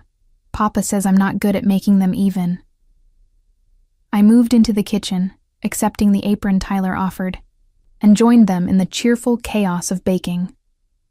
Flour got everywhere. Theo's enthusiasm exceeded his coordination, and Tyler's attempts to maintain order were undermined by his son's creative interpretations of the recipe. It was perfect. Messy and chaotic and absolutely perfect. As we worked, Tyler's phone buzzed repeatedly on the counter. He ignored it at first, focused on helping Theo, but eventually glanced at the screen. His expression darkened. "I need to take this," he said, wiping his hands on a towel. "Keep an eye on the oven. 10 minutes at 3:25. He disappeared into his study, and Theo and I continued working, shaping the dough into the traditional twice-baked cookie form. Through the walls, I could hear Tyler's voice rising, sharp with anger, though the words were indistinct. "Is Papa mad?" Theo asked, his small face worried. "I think he's just handling business," I said reassuringly. "Sometimes grown-up business is frustrating. He gets mad a lot when he does business," Theo observed with the brutal honesty of childhood. "But he never gets mad at me or you, so that's okay." The simple statement revealed so much about Theo's life, about what he'd learned to accept as normal. Tyler's anger at business associates, but never at those he loved. The careful compartmentalization necessary to be both a mob boss and a father. Tyler returned as we were pulling the first batch of biscotti from the oven, his expression carefully neutral. "Everything okay?" I asked quietly while Theo was distracted arranging cookies on a cooling rack. "Fine," Tyler said, but I could see the tension in his shoulders. "Just some complications with the port arrangement. Nothing that affects you." But it did affect me, I realized. If I stayed, Tyler's business would always be there, lurking in the background. The phone calls that made his expression darken, the men who visited with their serious faces and hushed conversations, the world of violence and crime that bankrolled this beautiful house, and the security that surrounded it. Could I live with that? Could I accept Tyler, really accept him, knowing what he did, what he was capable of? The rest of the morning passed in a pleasant blur. We ate fresh biscotti with coffee and milk, played with Theo in the library where he'd set up an elaborate castle out of blocks, and later walked the grounds while Theo ran ahead looking for more interesting rocks. It felt, for those few hours, like a real family. Like people who belonged together, whose lives had naturally intertwined rather than collided in a storm. That afternoon, while Theo was occupied with an art project, Tyler asked me to join him in his study. The request, delivered with careful neutrality, sent my anxiety spiking. "This sounds serious," I said, as I settled into the chair across from his desk. "Not serious," Tyler said. "Just honest. I promised you time to think, and I meant it. But I also need to be honest with you about what staying would mean." I nodded, folding my hands in my lap to hide their trembling. "If you stay," Tyler began, "there are things you need to understand. My business, the family business, it's not something I can walk away from. I've spent years trying to legitimize operations, to move into legal enterprises, but there are aspects that will always exist in the gray areas. I won't lie to you about that." "I know," I said quietly. "But," Tyler continued, leaning forward, "I can promise you that I will never bring that darkness to you directly.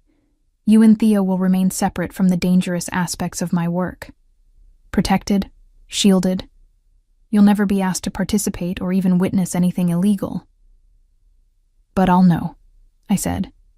"I'll know what you're doing, what you're involved in. Can I live with that?" "That's the question you need to answer," Tyler said honestly. "I won't pressure you or pretend it's not complicated. It is. Being with me means accepting that I'm not a simple man with a simple life. There will always be security, always be risks, always be aspects of my existence that you won't like." I looked out the window at the grounds, at the beautiful cage that would become my life if I chose this path. "What about Theo?" I asked. "If I stay, if we try this, and it doesn't work out, he'll be hurt. He's already attached to me." "He is," Tyler agreed, "which is why I need you to be sure before you commit. Theo has lost enough. I won't let him lose someone else he cares about unless there's no other choice."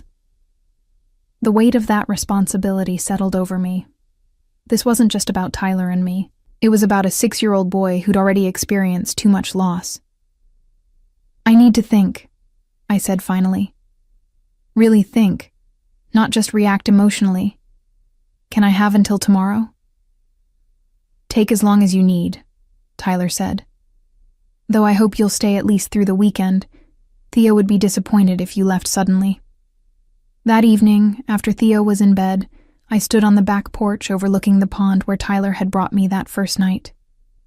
The stars were brilliant overhead, undimmed by city lights, and the air smelled of pine and earth and possibility. I heard Tyler approach before I saw him, his footsteps soft on the wooden planks. He stood beside me without speaking, respecting my need for silence. "I've never had much," I said finally, breaking the quiet. "Growing up after my parents died, it was just me and my grandmother in a tiny apartment. We had enough, barely, but never extra.